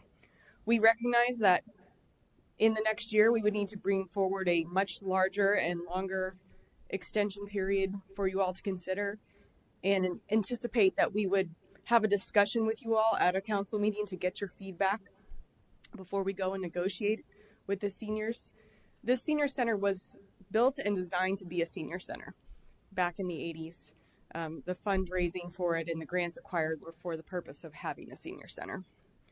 Some of the things that we've negotiated that will benefit the city is the ability for us to hold 5 events a year with 14 days notice to the senior center, as long as it doesn't impact any of their other events, with no charge to the city. We've also increased the fee that's their portion or share of the costs associated with making repairs in the lease. And we've also talked about things that are outside of the lease, like what we can partner on for the bocce ball court, for example. Although it's specifically listed in the lease agreement that this is the senior center's responsibility, we recognize that where it's placed in the Lockmore community, people walk onto the property and utilize it all the time. So our Parks and Facilities staff has gone out there and made a small maintenance investment of removing the roots of the trees that are creating a trip hazard as people walk onto the property, just as an example. I'm available to answer any questions, and Ms. Fells is available as well. Councilman Hamm? I know we're allowed to use the facility X amount of days per year already. Have we been utilizing that at all? Yes. We have. So we host, of course, the Space Coast League of Cities dinner.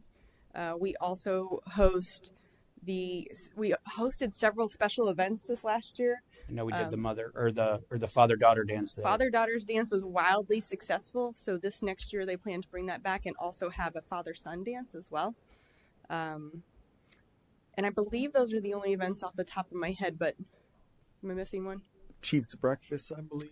So Chief's Breakfast is an interesting one, and we're still talking about that, right? Because that's actually not a city event. That is through their foundation. We did that at Harris anyways. Last year we did it at Harris. They're looking at bringing it back to the senior center, and they are already in talks with the senior center about renting the space for that room. And I have spoken to Lieutenant Kilmer and offered to help in any way to facilitate that. And my last question, if this gets denied today, does the city have anything that compares to what they provide there for seniors to do other than not do anything in Palm Bay? No. Thank you. I think she said it was originated through grants with the sole intentions of serving our senior community. Councilman Johnson. Yes, Mayor. Thank you, Mrs. Moscone. We've been on this journey for a while. So my question for you, do you feel 5 events is enough? Because just right there, that was 4, so I wasn't sure. You felt okay? Yeah, we talked about it. Okay. And we counted them up, and then actually, I think we're only at 4, but Sylvia was generous enough to agree to hold a 5th one for us in case Daniel and his team can think of another community event that would benefit the larger population, not just the seniors. All right. Thank you. Thank you. Deputy Mayor Jaffe.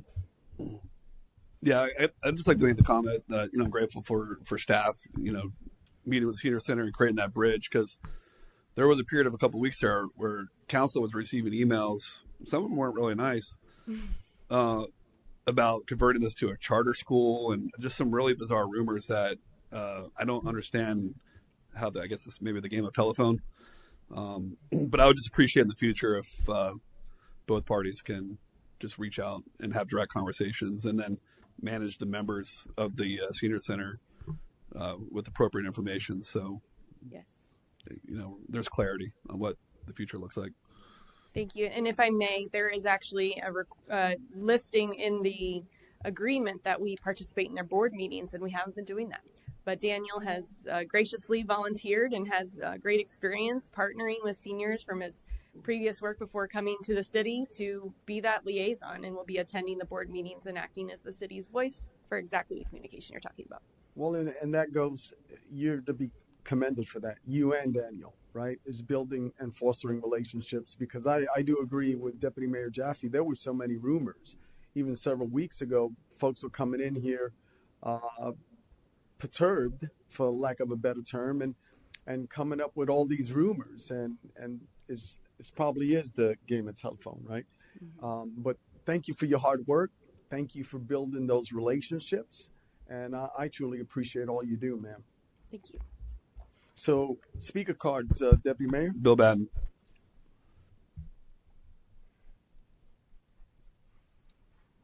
Bill Batten, 586 Ocean Spray Street, Southwest. First, I like the communications going both directions. I like seeing that. That was great. And I agree, there was a whole lot of rumors going on here a couple weeks ago. But I did have one question. What is the cost to the senior residents that want to use the senior citizen, to use the center? Could you hear about these functions that are being offered? Is there a cost to the resident to go to receive these benefits? Thank you. That I'm gonna yield to the president of the organization. Come on up, ma'am. Okay, I'm not sure I understood the question totally. Is there a cost for them to come and use the center, or to rent the center to use it? There is a membership fee. Yes, it's $40 per year, and you have to be 50 years and older in order to become a member, and then you can participate in every single activity that we have. So yes, well, there is a fee. Thank you, ma'am. It's great to know I qualify. And so does Master Chief Batten. Any additional speaker cards? No, Mayor. I need a motion. Approve the 1-year extension to the lease agreement for the Greater Palm Bay Senior Center. Second. Got a motion by Deputy Mayor Jaffe, seconded by Councilman Hammer. All in favor signify by saying aye. Aye. Passes 4-0. Item number 2, Ms. Smith. Resolution 2025-18, a resolution of the City of Palm Bay, Brevard County, Florida, amending Resolution 2011-34 as amended by Resolution 2021-03, and updating the City of Palm Bay fund balance policy, providing for an effective date. Thank you. Mr. Morgan? Yes, mayors and members of the City Council, as your interim city manager, one of the things I wanted to look at was our long-term financial health. As all of you know, the economy cycles. We have boom and bust periods and periods of high growth, and then we have periods of recession. It's just a natural business cycle. In addition, the city, from time to time, can face external pressures on our finances should the state reduce some important city revenues. My strong opinion is that the city needs to be in a better position to be prepared for major downturns and shocks.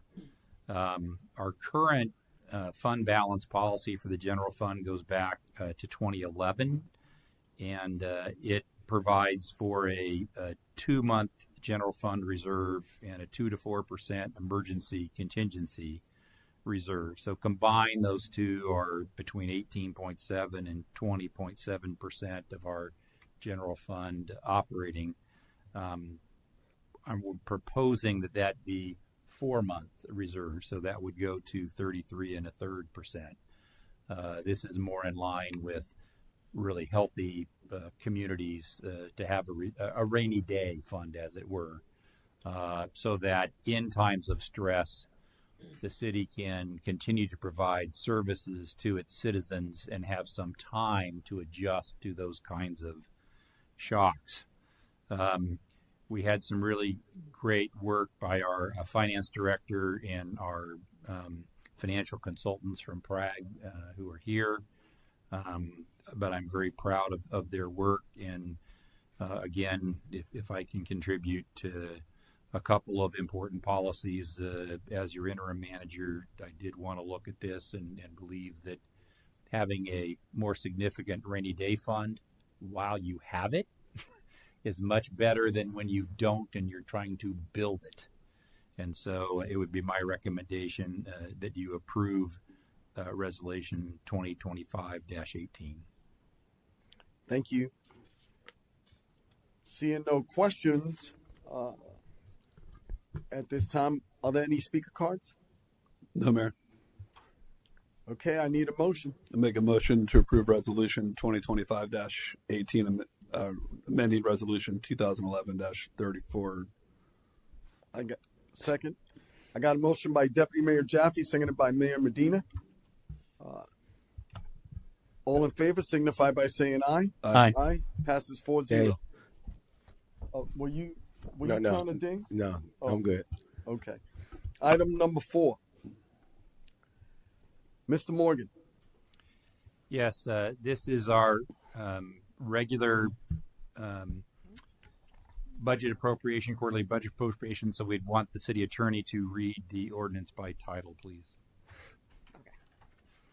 We're doing 3.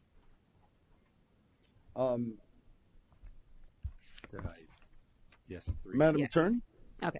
Ordinance 2025-18, an ordinance of the City of Palm Bay, Brevard County, Florida, amending the fiscal year 2025 budget by appropriating and allocating funds as identified in Exhibit A, consisting of 5 pages, and incorporate in its entirety herein. Recognizing that such appropriations must be made pursuant to the Code of Ordinances of the City of Palm Bay, Chapter 35. Adopting, ratifying, confirming, and validating the allocations, providing for an effective date. Thank you. We're now on item number 4. No. No. As you were, first reading.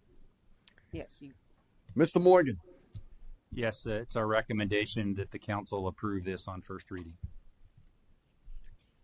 Deputy Mayor. No speaker cards.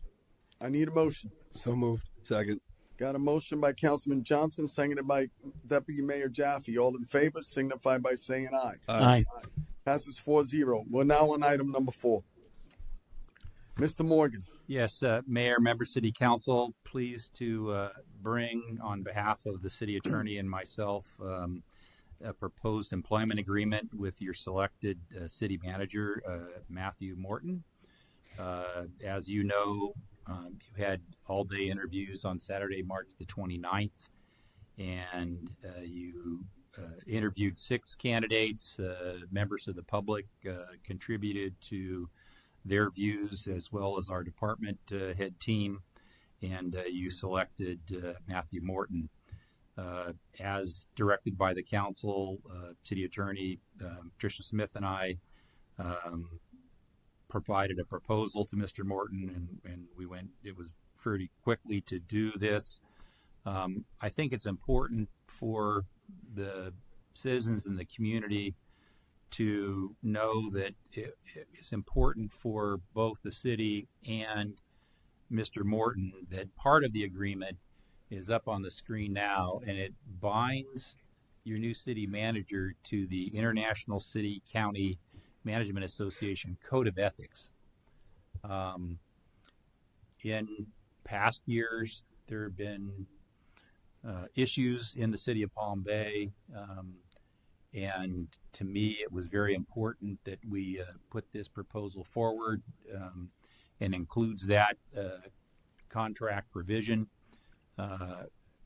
Mr. Morton immediately agreed that this was important from his perspective as well. In terms of the negotiated salary and other benefits, the salary is the same salary that you have offered me, which I thought was very good to get somebody with so much city management experience both in Washington State and in Florida, as well as private sector experience, which doesn't always come with city managers, that can, I think, be very helpful to a city of Palm Bay, and that is a good fit. And I think the council made a very good selection. The other benefits are essentially the same as that which you give your other top management employees. And so the outlined terms are in the staff report, but it would be my recommendation that the council approve the employment agreement with Matthew Morton to be your city manager effective the 1st of May. Thank you. Any questions of staff, council? Seeing none. Bill Batten. Speaker Bill Batten. Thank you.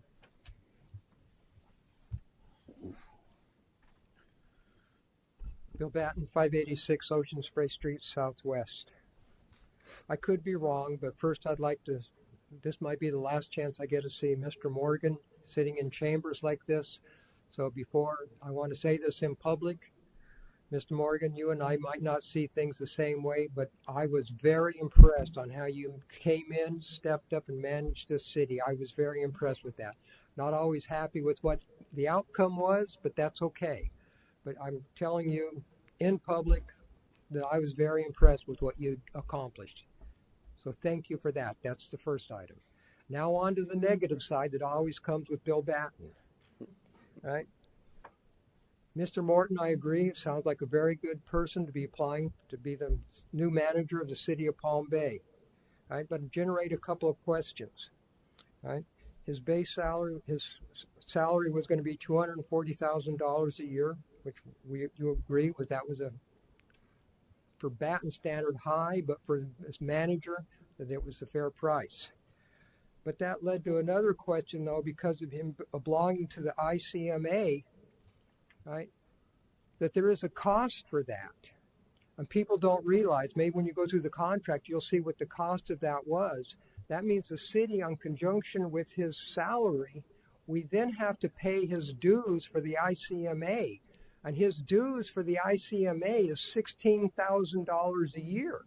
So you then take that $16,000 and you add that to the $240,000 that he's getting annually. That puts his salary, for him being who he is, at $256,000, which is noticeable. I'm not saying it might not be worth it. I'm just wanting the public to know that you look at that 240, that you're seeing a very significant cost because of that ICMA contract that came with it. Right? That's the first item. Second item was the fact that if you end up firing this new city manager, just remember that's going to cost you $92,000 when we get a new council. I wanted you to look at that because that was 20 weeks if you fire them right after an election. $92,000. That's a pretty good umbrella for that individual. So I want the responsibility to fall back on you and say, don't fire, hold out for 3 months until after the election if you're not satisfied with them so you can save me some money, okay? I'd like you to save my money and don't just get up there and first day after the election, the first thing you do is vote to fire the city manager, and then you know what? It cost me money. That would have been paid, that could have paid for my special election. Thank you very much. Next speaker. Mark Miller.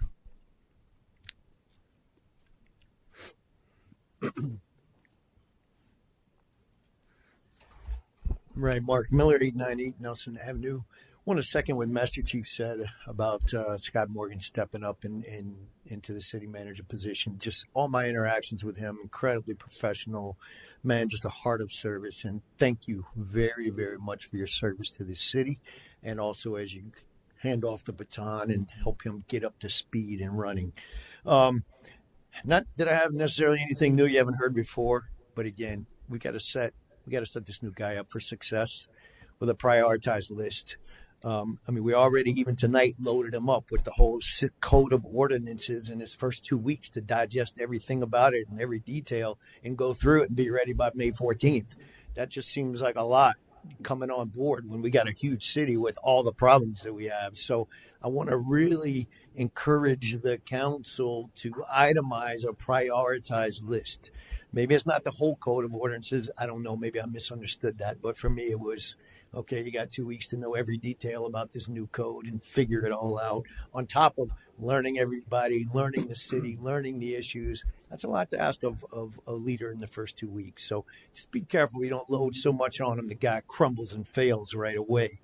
On that, I would also, I did not get an opportunity to read the contract, my fault. Monthly performance feedback. I don't know if there's anything in the contract about that, but even if it's not in the contract, I highly, highly, highly encourage you guys to provide him with regular feedback. I don't care if it's weekly, monthly, or whatever, but there's no way he should be walking into this room and being hit with a shocker that he's being walked out the door the same day. All right, let's set this guy up for success. Let's make sure that you give him the feedback that he needs so he can perform, because you can tell from the guy's heart he really wants to do a great job, and he wants to give God the glory for it. And so I praise him for that. All right, thank you. Thank you. Next speaker. No more cards, Mayor. Okay, I guess I'll start with commending Mr. Morgan as well, and that caveat in page 6 of 9. In the event the city manager is terminated by the city during the 3 months immediately following the seating and swearing in of 2 or more new council members, during such time that the city manager is willing and able to perform his duty under this agreement, then the city agrees to pay severance equal to 20-week minimum. So in other words, it is an investment. It is an opportunity to say, we're going to give you a goal and we're going to move forward and trust you for those, that time. So I thank you for adding that, Mr. Morgan. Mr. or Councilman Johnson, you're first. Yes, thank you, Mayor. Only question, did staff consider a 90-day probationary period for this? Or was that discussed at all? No. Okay. This is a major commitment on both the city council and the Mr. Morton. And so in terms of the question about the performance review, there is a formal performance review at the 6-month mark and annually thereafter. But I thought the idea of regular communications with the manager is very important. I also thought the idea of laying out what's most important from the policymaking legislative body is really good. So no, this is not a position that most places would have a short-term probationary period. Okay, that answers my question. Other than that, I do love that we're harping down on the reviews. Even myself, I was slacking in certain areas, but it was inconsistent. Some council members would do reviews on the charter officers and some wouldn't.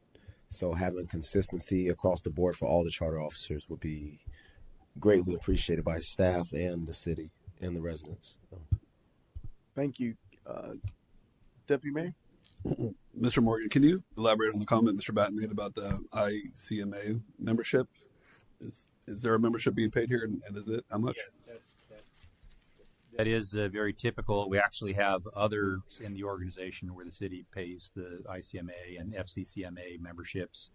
Those are very valuable. As a local government employee of 45 years, what you learn from colleagues becomes very important and brought back to the organization. Certainly, we provide training opportunities for city council members through the Florida League of Cities, for fire and police. I don't know that city managers are any different. Those dues do change with wages. They are capped, but that's part of the cost, and the overall cost of the position includes benefits as well. So it is an investment on the part of the city council to really have a professional city manager that can take this community into the future for a number of years, and I couldn't be more proud of the city council if I tried with the selection that you made.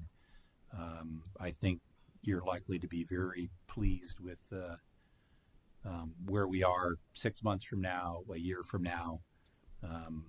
So that is a cost, and it's a cost that's in pretty much every employment agreement of cities with their top administrative official. I understand the point of the relocation package and see the benefit in it. The one thing I think I would like to see is that it's paid after a 90-day period. You know, if Mr. Morton resigns after 30 days, we pay $10,000 to relocate him here, up to $10,000. Yeah, I'm sure he would agree to that. And then to the mayor's comment about the swearing in of 2 or more new council members, I'm conflicted on that. You know, what if there's an appointment? Whether it's a special election, is it regularly scheduled elections? I feel like there's some things, there may be some unintended consequences in D. I understand the point of it because of what we experienced, but I don't know if I necessarily agree with D, the 20-week maximum if a new council is seated. So this is something that I put in the proposal, and Mr. Morton accepted.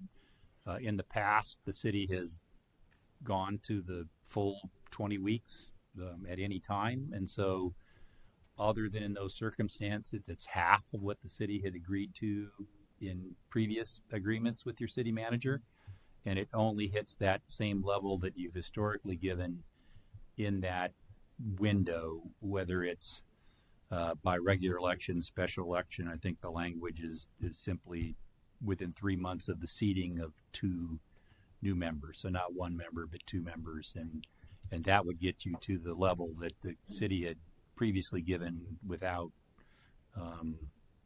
such a limited time frame. And the purpose of that would be to have the manager have the opportunity to work with newly seated council members to develop some relationship, to see how those new members would see how the performance of the manager would be, and as Mr. Batten pointed out, to discourage a newly seated council from giving that manager an opportunity to prove his worth to the new members. So I put that in there, and Mr. Morton accepted it. Thank you, Mr. Morgan.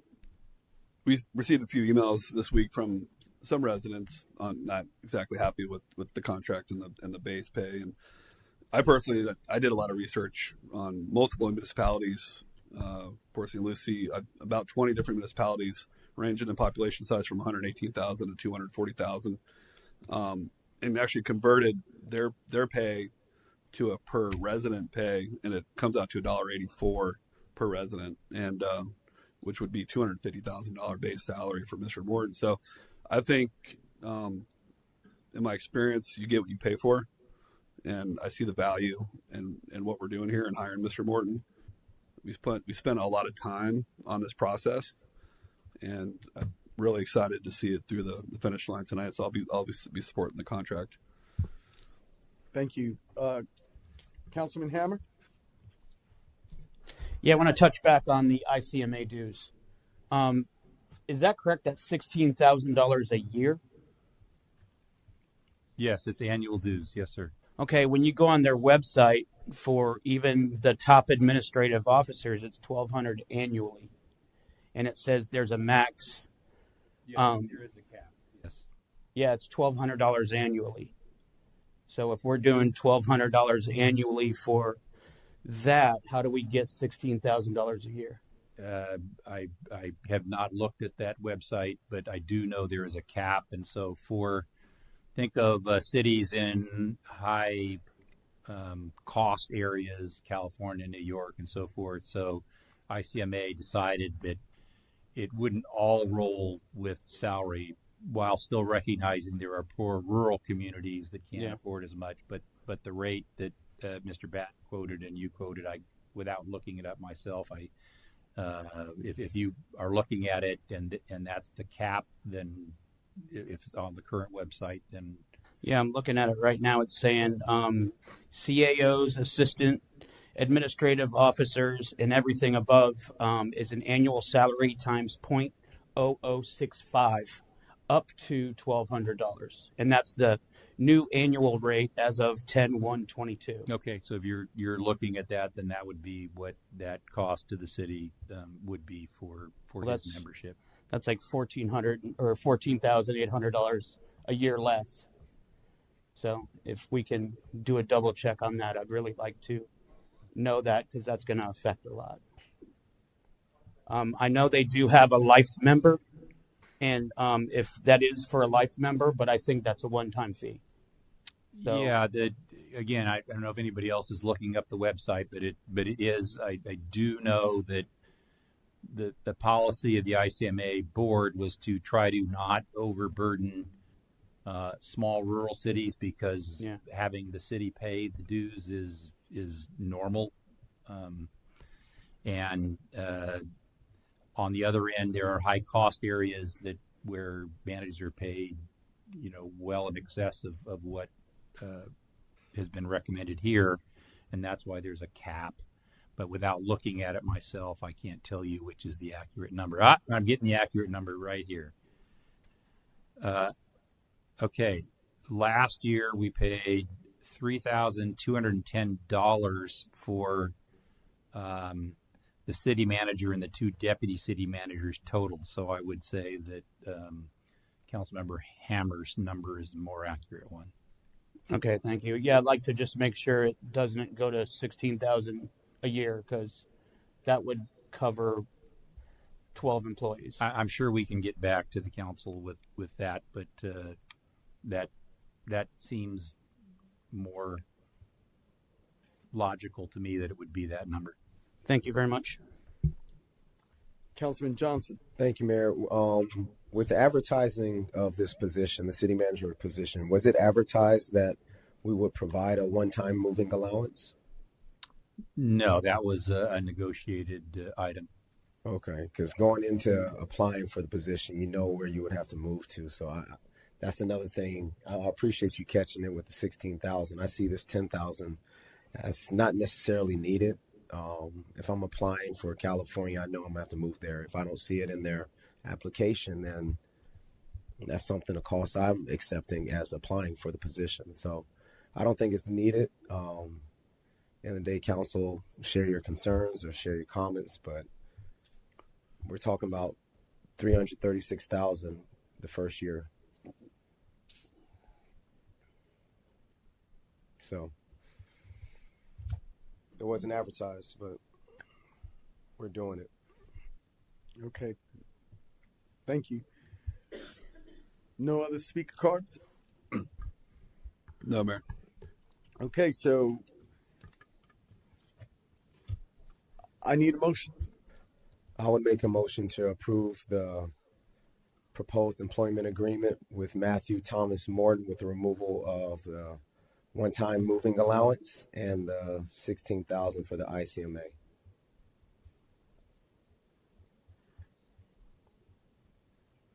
All right. I have a motion, and it dies lack of a second. I still need a motion. I was trying to understand the second part of the motion, the 16 what? The 16. I thought we clarified that wasn't the...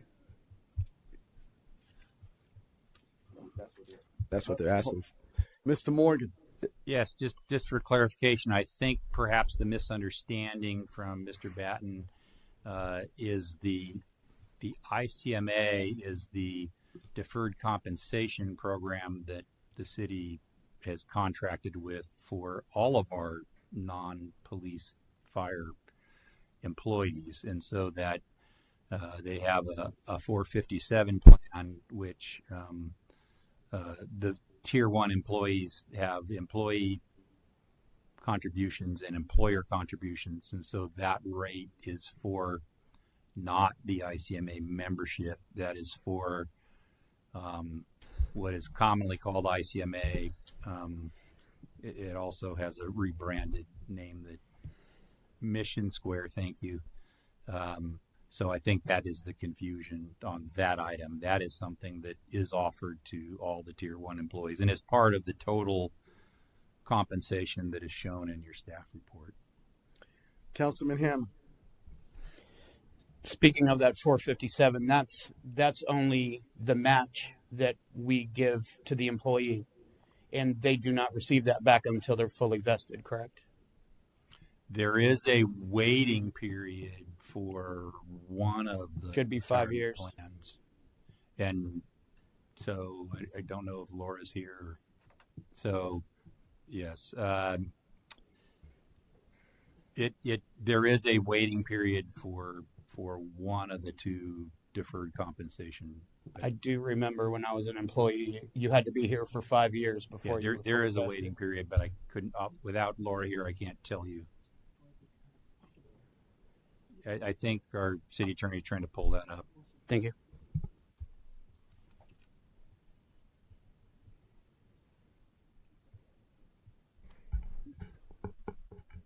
Oh, we have our deputy. We have an answer. The vesting period for Group 1 employees is actually 12 months versus 5 years on a scale.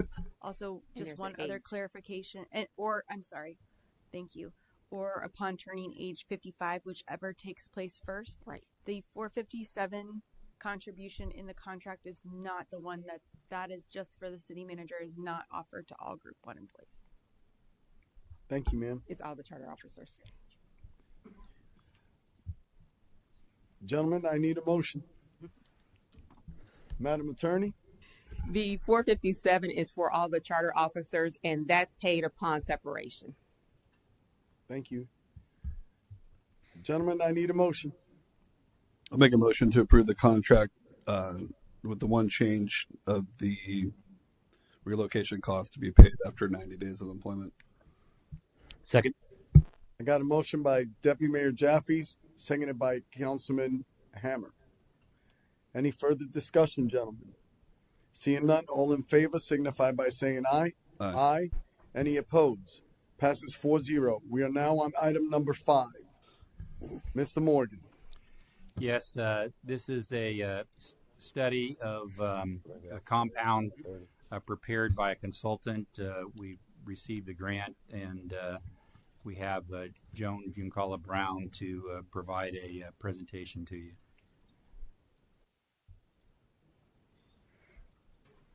Madam Brown, welcome. Thank you. Good evening, Mayor and Council. So I'm happy to present to you a compound redevelopment action plan as prepared and provided to the city by a subconsultant of the US EPA, Vida Nuova. They were a fantastic team to work with. I just want to put that out there. They had a 3-month contract to work with the city on a redevelopment, revitalization plan for the compound, and it was quite an undertaking, as you can imagine. I don't know that they quite knew what they were getting into, but they took the bull by the horns, and they did a really great job. So on their behalf, I'm going to present to you tonight an action plan. I am going to share that it's a great pie in the sky idea, and whether it can, be implemented over a series of 5 to 8 years as they recommend, that's to be determined. But they come up with a lot of really proactive and I think somewhat aggressive suggestions. So with that, I'll start on the first slide here. So this is just an overview of the technical assistance that they provided. So they came in as a consultant of the EPA. They were granted about $100,000 to work with the city for 3 months and to hold stakeholder meetings and interviews with various property owners, city employees from various departments, partners, resource partners like the EDC, the FPL, just to name a few. And so what they have provided is a general assessment that includes land uses, strategic plans already adopted by council, economic development initiatives, utilities and infrastructure, both existing, proposed, and looking at what might be needed, transportation plans. They've conducted over 30 interviews with stakeholders to include Brevard Recreational Bombardier Recreational Products, or BRP, and other select landowners such as David Moallam. They conducted 2 site visits to the compound. They toured units 51, 52, 53. And the action plan, just as an overall, provides a phasing plan that is aimed to promote job creation and private capital investment, specifically in the compound, but really focusing on Unit 53, which, as you know from previous compound presentations, is sort of our low-hanging fruit. They provide next steps considerations and a high-level financial analysis and direct job creation estimates. So again, this study really builds upon the previous studies and assessments and analyses that the city has already commissioned. And that includes the strategic plan, the economic development strategic plan that council adopted in 2023, and the following compound analysis that council adopted in 2024. So they identified a couple of strategies, the goal being that they want to encourage further economic development in the compound Unit 53, leverage the city's existing high technology sector to attract new talent, business, and private investment, facilitate the development of a business or industrial park in the compound, again, specifically Unit 53. They identified some challenges, but you'll note that the very first one, probably the most obvious one, is when we look at creating economic development opportunities in the compound, one of the major challenges we have is that we don't have a large mass of land of contiguous acres that we, the city, own.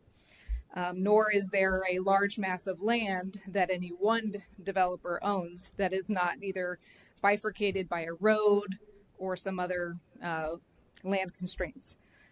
The other key contributing factors include the unique property ownership of 2,700 property owners. It's pre-platted, disjointed parcels, multiple land entitlements, lack of existing infrastructure, and of course there are some constraints when it comes to our existing employer, BRP, whereby they like to have a buffer to provide confidentiality for the projects that they and products they provide.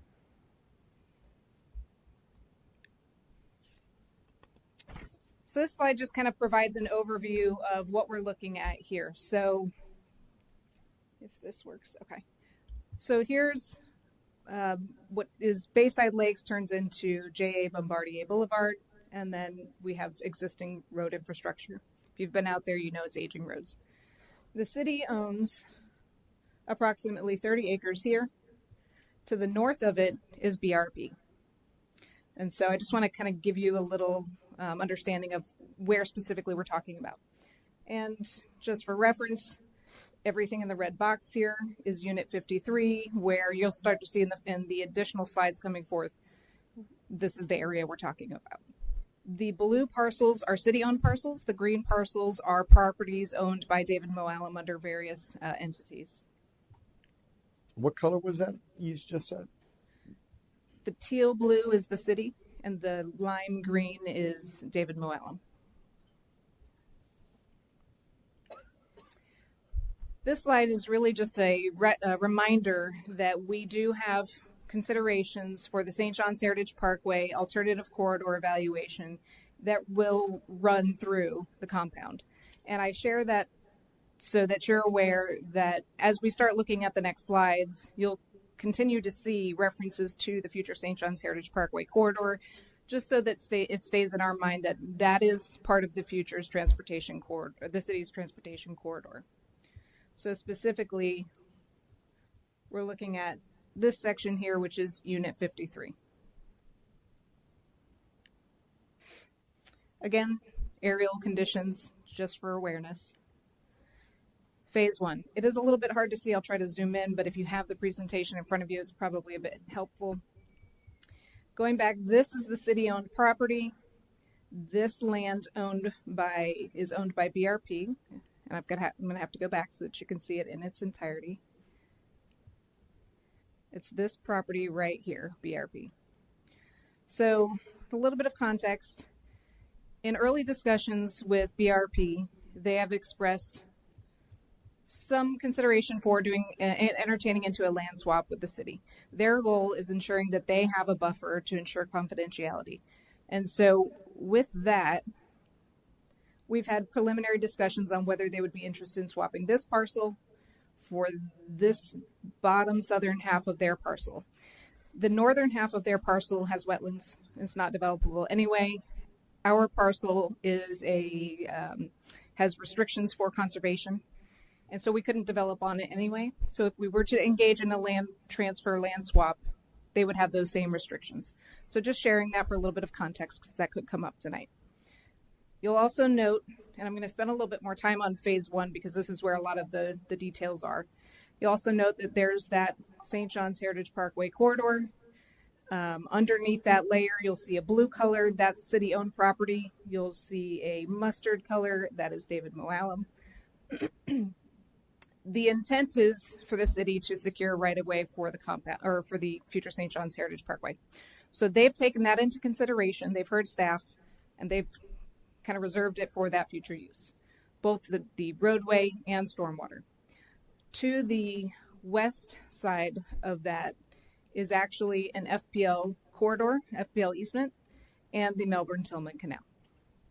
Everything further to the west of that is really marsh, wetlands, not really developable. It is owned by various property owners, just like the rest of the compound, but realistically it's not developable. Focusing on this here, this is they're calling phase one, and what they have provided, and I've got to look at this because I can't see that on the screen. What they provided is a series of commercial, industrial, flex space, R&D space that they're proposing to provide economic growth, jobs, private capital investment, tax revenue for the city. They're proposing initially phase one, 380,000 square feet. They're also including, they're looking at the land and they're saying, well, we've got to factor in wetlands and buffers and a substation and parking. And so they've already kind of taken into account at a very, very high level other land considerations besides just plopping a concrete structure on the site. So I did appreciate that about what they have done. Oh, thank you, Brian. That's great. Now, can you scroll down to the little table? That would be wonderful. Thank you. So that is, again, just a high level of how they have proposed development of a phase one business industrial park. Again, it's very aggressive. It's very proactive. It would probably take more than 5 to 8 years, in my opinion. It does provide, they set aside, if we can zoom out, Brian, it does provide for a future FPL substation. Right. In our conversations with FPL, they've stated, unless you get a major power user in phase one or two, the current substation will meet the needs in the compound. However, as the compound grows beyond Unit 53, you're going to need a substation. They want and prefer to be adjacent to their FPL easement, their FPL corridor naturally. So we've kind of looked at that. It's placed there, but just know that that's sort of a placeholder. Other considerations that, and I should probably stick to my notes, other considerations that are factored into this design are assumptions and conversations with existing property owners, such as David Moallam. Discussions on whether they'd be amenable to administrative rezoning of his parcels for commercial industrial use. Land swaps, using existing roadways, identifying users that wouldn't be high traffic generators, because again, you've got sort of one way in, one way out, and that's Bayside Lakes Boulevard. So I'm going to move on from this slide, but what I will share is as you go into phase 2 through 4, 2 is adding an additional 40,000 square feet of R&D and flex space. Phase 3 is moving further to the east and adding another 120,000 square feet of R&D and flex space. And finally, phase 4, they're talking about a total build out of 960,000 square feet of commercial, industrial, flex space, R&D space. And then finally, phase 5 is looking at adding that the recreation, conservation, open space. So all great, right? Great ideas. Is it feasible? This is a summary of all the phases. It includes all of the various uses of the land proposed. It includes the total amount of square feet, which is nearly 1 million. It's a total of 86 acres, which when we've talked with the Economic Development Commission, what they've shared with us is Pombay is one of the only communities in Brevard that actually has raw vacant land available for development. And the biggest challenge, even in Pombay, is finding contiguous land. So they're telling us 25 to 50 acres is ideal. That's kind of how the consultant took that concept and made it even bigger than 25 to 50 acres. They're looking at how do we get more than just one user to the compound to really make it worth the investment. They have provided an estimated cost, and they've provided an estimated value at completion. And of course, you can see that there are various key assumptions and how they have identified that based on market conditions. They had their own economic development consultant as part of the team that provided these studies, and that's all part of the appendices in the study. They also provided additional key takeaways. It doesn't include any indirect benefits or incentives that the city or otherwise might offer. It does not factor in cash on cash flow and will need to be stronger for a profit developer. Obviously, this is probably something better left to the private development community. Long-term play at completion value may be lower than cost depending on market conditions. Timing will need to be factored for higher level analysis. Again, this is 30,000 foot view. And infrastructure costs will need to be absorbed elsewhere because, as we know, our impact fees do not really absorb the full cost for infrastructure. This is just kind of taking a look at, based on their assumptions, based on their proposal of all the phases, how many direct jobs are created from each phase, and they're projecting about 2,500 jobs. And the annual potential city property tax revenue, just shy of $2 million. Again, that's current millage rate. It also does not factor in any impact fee collection for parks, police, fire, transportation.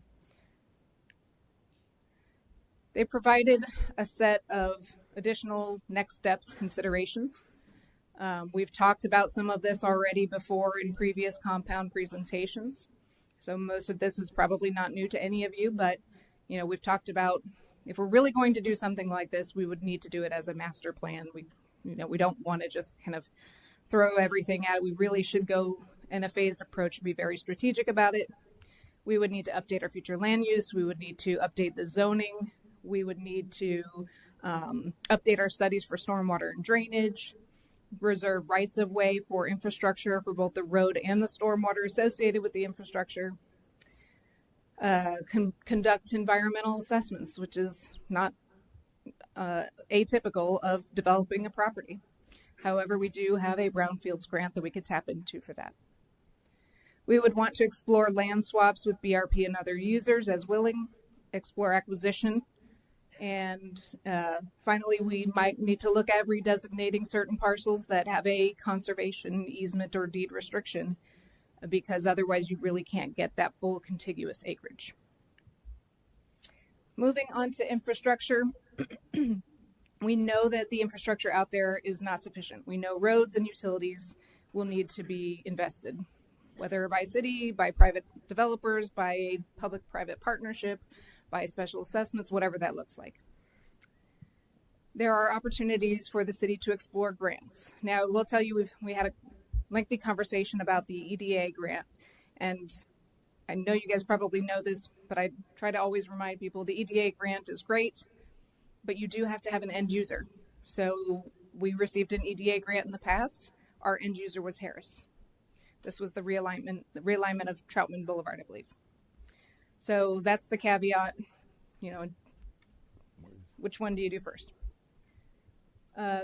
Finally, we've talked about this, and I know that there are some folks in the room that might bring this up as well, but whether council has a desire to do a special assessment. And then finally, just making sure we're considering FPL and their substation needs and our power needs in the compound. Marketing and rebranding. So if we're really looking to redevelop the compound, we probably should maybe stop calling it the compound. Maybe we look at rebranding it, marketing it as a destination for business, industrial users, major employers, university research and development, the gamut. And then finally, the redevelopment of the compound is going to take a couple of considerations, whether it's the city in coordination with the EDC, a private developer, or public-private partnership. That's my high-level overview on behalf of the consultant. Be happy to answer any questions. Council, any questions?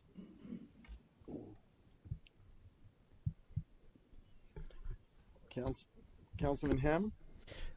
So have you discussed with Bombardier if we do that land swap, are they going to leave that property in the front vacant, or are they going to move manufacturing here? They would leave it vacant. They require a vacant? buffer. Yeah. Okay. And my other thing is I just want to say thank you to you, to everybody involved in this. This is something that's 20 years in the making. I'm 45 years old, and my first day that my dad let me drive alone when I was 16 years old, his first rule was, don't let me catch you at the compound. So to be part of this step forward in seeing this is so huge for me. It's so huge for a lot of the people in this community, and I thank you for all your effort you've put in. You two, or everybody involved, has been amazing, and I thank you. Thank you. Deputy Mayor Jaffe. Yeah, I know how much work went into this. Commend that, especially for you. It's very, very well done. Great presentation. There's a lot of things I agree with. The rebrand, and I think it's extremely important. It's something that I've thought about for a very, very long time. I don't think anything's going to work out there unless the Parkway's in. I think that's the key for everything. Industrial wouldn't even go out there unless they had quick access to I-95. I do see it, with the Parkway in. I think industrial could be successful out there, but until the Parkway actually exists, I think it's a much longer than a 5 to 8 year reach. I think for the compound to be successful, I think it would take a public-private partnership and multiple developers and a special taxing district to pay for all the utilities and services that's going to be required out there. And the city shouldn't be a developer. We're not good at developing, and should partner with the professionals that know how to get it done. So that's my comments. Thank you. My comments are that this is a plan, right? For years, and I hear what Councilman Hammer's saying, for years this is something that the leadership has never even looked at, and this is a step forward. This is a vision. Without a vision, we're going to perish, and I believe that this is a way to go. When we asked you to dwell into this, we asked you to take on this task, and we gave you some direction. We want a strategic plan, and you partnered, and this is what you brought back. So kudos to you. Thank you so much. I know it was a lot of work. To the argument of the industrial part working, I believe that there is a portion of our land that we need to invest in. The land swap is a great opportunity, right? That's a great step, and I'm all for that. Also, we need to police our own. So we can't say come to the compound if we're not investing in our own. I do wholeheartedly agree we should start naming it something else. We should start marketing that yesterday, right? I've always said that. So whatever that is, maybe strategically we could get a team going to start calling it something else, and that's what we start marketing, and we start building that vision on that. But I am very supportive of this plan, and I think it's taking an opportunity and making an opportunity. And despite the challenges for decades, this is how do you eat an elephant? One bite at a time. And I think this is a great bite, if you ask me. Actually, we've taken a few bites because we got to this point, right? So kudos to you, ma'am. I know that you've taken this on. You've devoted so much time and effort. And I love the vision that has come about through this. The whole swap exchange, the land exchange, the vision of that industrial park. To your argument, sir, I agree. We need to focus on bringing that the South Heritage Parkway to start connecting on that. And that's another argument, right? That's another vision with the TPO and elevating that. But this is a great opportunity for us. Do we have speaker cards? Ma'am, I really appreciate you. Thank you. Bill Batten.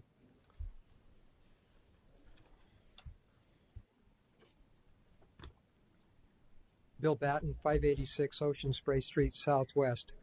I've got 5 items to address with this. Item number 1, St. John's Heritage Parkway needs to be completed before you even start considering any of your building going on out there. Because if you don't, what will happen is, just like happens throughout the rest of the city, you start building stuff and all the traffic still gets routed through the middle of the city of Palm Bay on local roads instead of collector roads. That's number 1, St. John's Heritage Parkway, before you even consider this. 2, funding source for infrastructure. We can't fund paving of our own roads without a $150 million bond from the residents to pave our roads, but we're considering how we're going to do this. Keep in perspective what our growth is. Right? Item number 3. What I don't want to see is we see this grand idea out here in the compound, right? And everybody says, oh, that's great. Here's going to be our industrial area. And what happens? Then you'll start seeing stuff like Osprey Landing, which is already our industrial, 200 acres of industrial zone land right next to the compound. And you'll say, well, let's convert that to housing because that's what's already in your proposals now. So don't think, and that's what my fear is. You're going to say, oh, here's going to be our industrial area. Let's start taking our industrial zone land, which is in hundreds of acres right now. One unit combined in size, we can get 400 acres along Garvey Road, which is supposed to be a collector road. That's item number 3. So don't start saying, oh, let's build houses. Item number 4, naming it, and this could just be your marketing concept, I don't know. Marketing by calling it Port Malabar Business Park. Port Malabar is at the north end of Palm Bay, so why are we going to start associating north end of Palm Bay with the southwest portion of Palm Bay? Let's get something that at least is going to say where it's located. And item number 5, last one. This is great. A lot of energy, effort, and some conceptual designs and conversation came into play. I want you to remember one thing, very important, because of conceptual design and how good it was going to be for the city. It was going to be our save-all solution, was a place called Emerald Lakes. Same concept, same identical presentations were being presented on how we were going to have access to the interstate. It was going to solve all of our business concept. I don't see any of those educational systems up there. I don't see any of the medical fields up there. I don't see anything that was supposed to be bringing it back in. So don't jump and put all your eggs in one basket with this one. Remember what happened with Emerald Lakes. Thank you very much. Thank you. Next speaker. Kim Rosanka.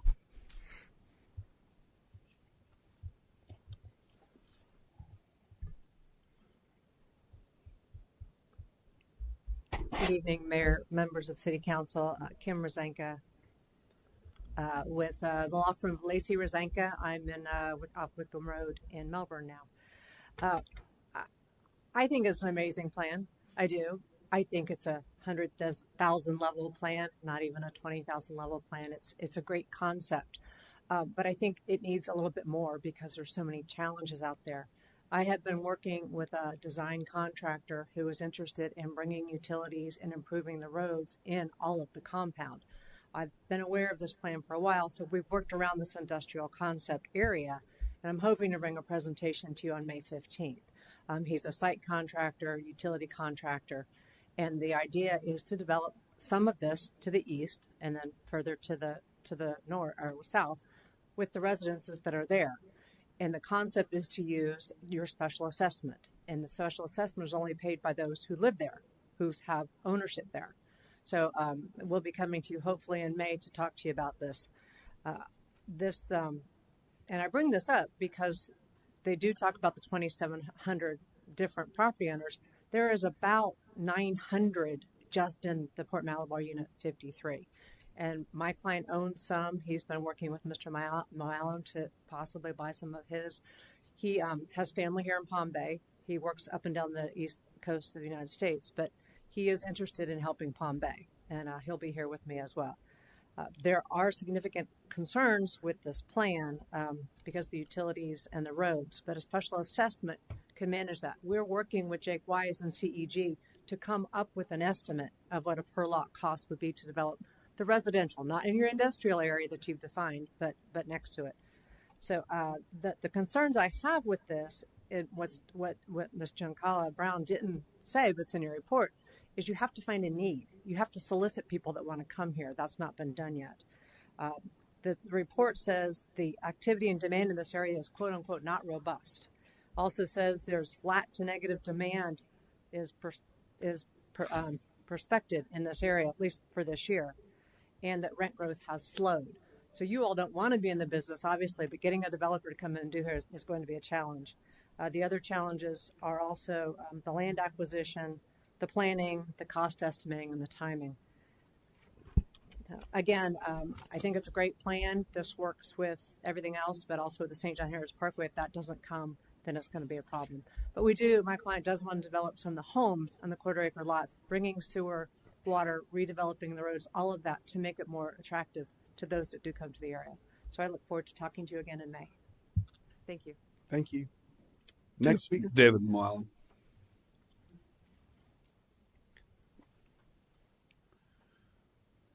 Good evening, Mayor, City Council. David Moadnem, 1663 Georgia Street Northeast. That's a great plan and concept.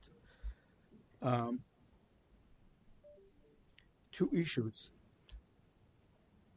Compound will come all together. It will happen. You don't need to do anything. We need two things. St. John Heritage Parkway. Without it, no industrial company is going to consider. They can look at it, they're going to walk away from it. We need access. Secondly, we need infrastructure, the utilities. If you don't have it, no company is going to wait till you put it in. They want shovel-ready go. With Donald Trump trying to bring industry to America, there is a big movement. In Space Coast, Brevard County, we have a lot of talent.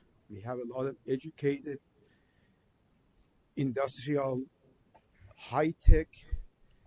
We can bring them in if we can tap into the environment that is in Washington, see if they can help us. I saw a thing over here that says FAST, Fixing America's Surface Transportation. Do they have any money over there? You know, can we get this beltway?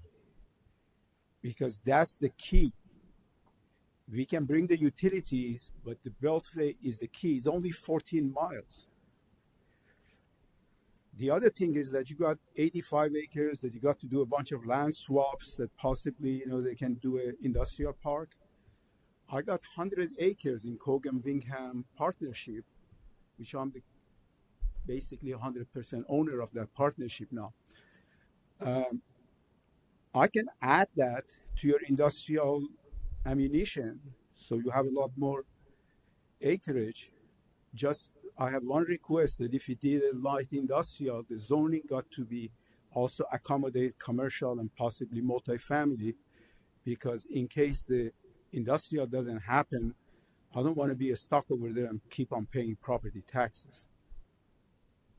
So I should be able to use it, because beyond Unit 53 that we are just had the study over here, there's a 52 and 51, and there's going to be a lot of housing built over there. These are already platted. So that's my 2 cents. You need to concentrate on the beltway and the infrastructure. Then it will all come together. You don't even need to do anything. You know, the developers would be all over you. You know, the companies would be all over you. Thank you. Thank you. Next speaker. No more cards, Mayor. Okay, Council, what's your pleasure? I would like to make a motion to accept the Compound Redevelopment Action Plan as prepared by Vida Nuovo with the terms of requesting staff to come back with a plan incorporating their recommendations with timely standards and a budget. I'll second that for discussion. What do you envision? Well, I see everything that they listed, and we could say move forward with these recommendations, but we don't have a cost. We don't have a price to any of the recommendations. So I think it would be appropriate to look at, high priority, what could be accomplished. We're talking about a 100,000, Right. foot view. So Yeah. let's look at what can be accomplished with what amount of money. We're talking about the St. John Heritage Parkway. That's going to be extremely expensive. So it's going to take something like a public-private partnership, to Deputy Mayor Jaffe's point. But let's look at the costs. Let's look at the recommendations. Let's look at what we can do.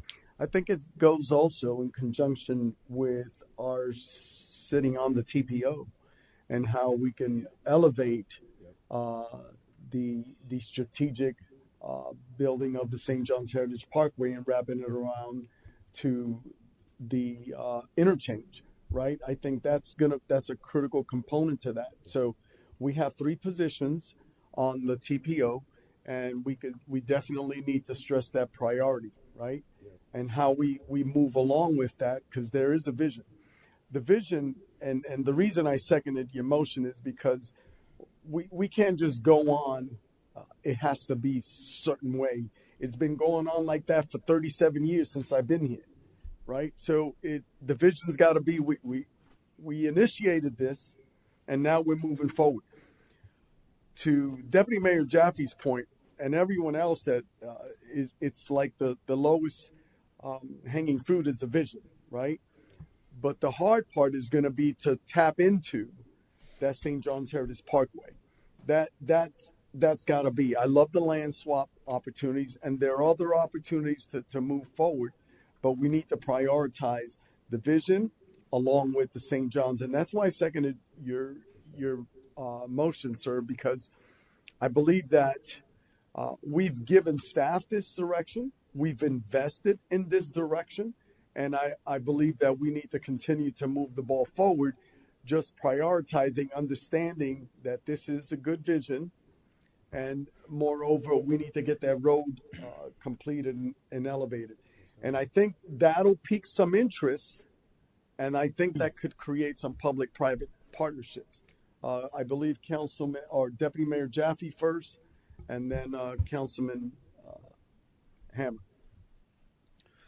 I think staff should take that opportunity to meet with Mr. Mo Allen and start having some serious conversations about what those land swaps would look like. In addition to the Parkway, I don't think any of this is possible, but without a very, very strong economic growth director, internal growth director that's hired by the city, and again the compound. And I sit on the TPO board, and everything's slow. It's very, very slow. And I think we need to start applying more pressure on our congressmen and our state legislators. We've experienced 20 years of growth in 4 years because of COVID. And that's just simply not fair. I mean, we had a great governor, kept our state open, but as a result of that, our residents are suffering. And I personally feel, the city of Palm Bay's at least $1 billion deficit in improvements to infrastructure and roads. And without the Parkway, it just wouldn't be fair to develop any further west, because all that traffic is just going to infill all the way through the city limits. So I don't necessarily know what it means to actually accept this plan. I still think it needs work. I think it needs meetings with stakeholders. I think an RFP process should be part of this, part of the top part of the plan. And I don't know. I'm just concerned without the Parkway and infrastructure that we're going to set ourselves up for failure. Councilman Ham? I think we're also forgetting in 2 weeks we're going to have somebody sitting up here that actually specializes in stuff like this. So I love Councilman Johnson's idea of moving forward with the recommendations, but I think we need to I know you guys don't like workshops, but I think in July, August, we do need to have a sit down, and we need to actually designate time to get a good foot forward on this, get everything that our new city manager is going to bring in, take these options that we're given here, because just because we're accepting it, it doesn't mean we have to follow it. We're just accepting being able to use it, and I'm in approval of that. I like the idea of I mean, I am extremely wowed by what our staff has done so far, and I think with the recommendations our staff can do, can provide what we need, especially if we do have an actual discussion that's focused on this. I think Mr. Morton's going to bring a completely different light to the table. He's going to bring ideas that have worked in the past. He's going to have the people that actually specialize in stuff like this. So I think we're trying to build a house without the tools right now, and we have the blueprints and we have the builder coming. He's just not here yet. So I do agree with moving forward with the recommendations, but this just gives us more tools to give to Mr. Morton when he actually puts his belt on. You know, based on the comments, I believe we're all in agreement that there's a vision here, and this isn't binding our hands, but there's part of those land swap discussions with stakeholders, like you mentioned, Deputy Mayor, where we can speak with Mr. Moel, and he appears to be willing to do some land swaps. But this is part of the discussion is we've been presented something, and let's start moving in that direction as opposed to not doing anything.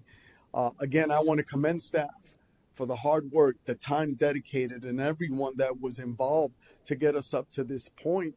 If you think just a few short years from today, there was nothing. There was no vision. And so I commend staff. So right now I got a motion by Councilman Johnson, seconded by Mayor Medina. I'm calling the question. All in favor signify by saying aye. Aye. All opposed signify by saying nay. Passes 4-0. We are now on council reports. And gentlemen, unlike any other time, I'm going to lead the council reports because I'm usually last, right? But very first, I wanted to say I'm appointing Logan Luce to the Infrastructure Advisory Oversight Board. So that's completed. Then I wanted to just share it with our community. Did everyone check out the news in Space Coast Daily? Because of a flawed camera, we were able to capture an individual that killed someone and then stabbed someone and assaulted 2 women, comes to Palm Bay. Hey, all of y'all out there that mean to do harm, you come to the Bay, you're going to pay. So all I got to say is those flawed cameras paid a significant price in saving the life of our citizens. And he was arrested at Cumberland Farms right down the street, gentlemen. Right down the street. So really wanted to thank our law enforcement officials for reacting and apprehending him. So way to go, team. And then moreover, I know that it was briefly mentioned, but our chief of police was recognized by a national organization. And I think we, in particular, because of his mental health component of what he brought into our department. And so I wanted just to take this brief opportunity to say, way to go, Chief Mario Jello. Really appreciate everyone that recognized you. And I wanted, interestingly, to know the former chiefs of police that were there, like Doug Muldoon, but Bill Barger was there, who's a United States Marshal, gentlemen. So that was really impressive. Congratulations, Chief. And then I'm going to end my reports with this. Our city was in a position that we needed someone to bring us to a level of professionalism, to bring a new manager in. And we requested this individual based on his reputation in our community. We requested this individual because of the work that he had done as a city manager with the city of West Melbourne. We requested him because he has such an impeccable reputation, and he had a working relationship with each and every one of us on the dais. And so I was prayerful, and I was pleased to recognize that Mr. Scott Morgan accepted the challenge of taking our city into this opportunity of getting us, without a national search, for an outstanding candidate of a city manager. So, Mr. Morgan, the city of Palm Bay will always owe you a great debt of gratitude.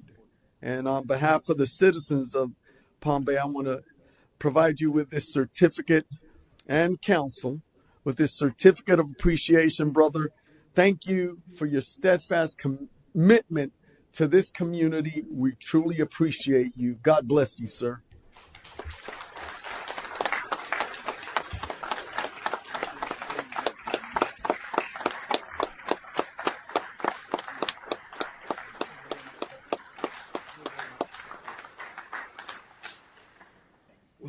We're gonna sit you over. We're gonna stand you over here, sir. We're gonna take a photo. Come on, with the council. Let's all pretend we love you. 1,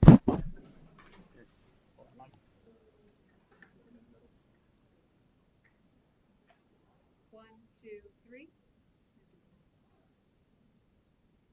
1, 2, 3. Thank you. Thank you, sir. Thank you. So that concludes my reports.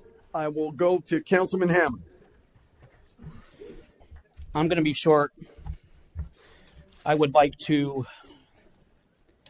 give my support for Aging Matters being added for funding coming up in July. I would like to just show my support for it. They do Meals on Wheels, and I got the privilege, not the pleasure, the privilege of going out and delivering meals to, the group we did was over 100 people, and they have over 100 on a waiting list. The impact that they have with the community, they're checking up on people. Some of these people, this is the only people that they have conversation with all week long.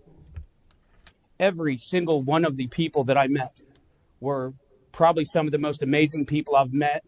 They have stories.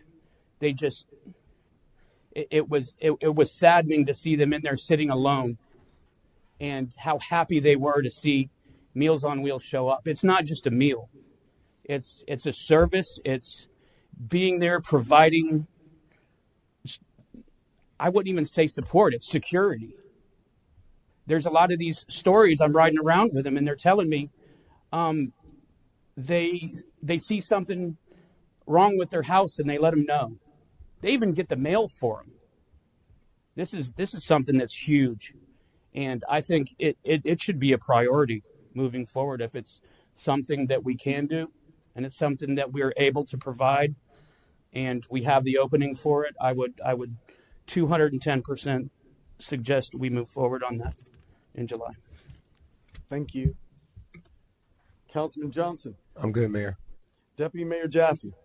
I'm very excited that it's 9:19 and we're on council reports.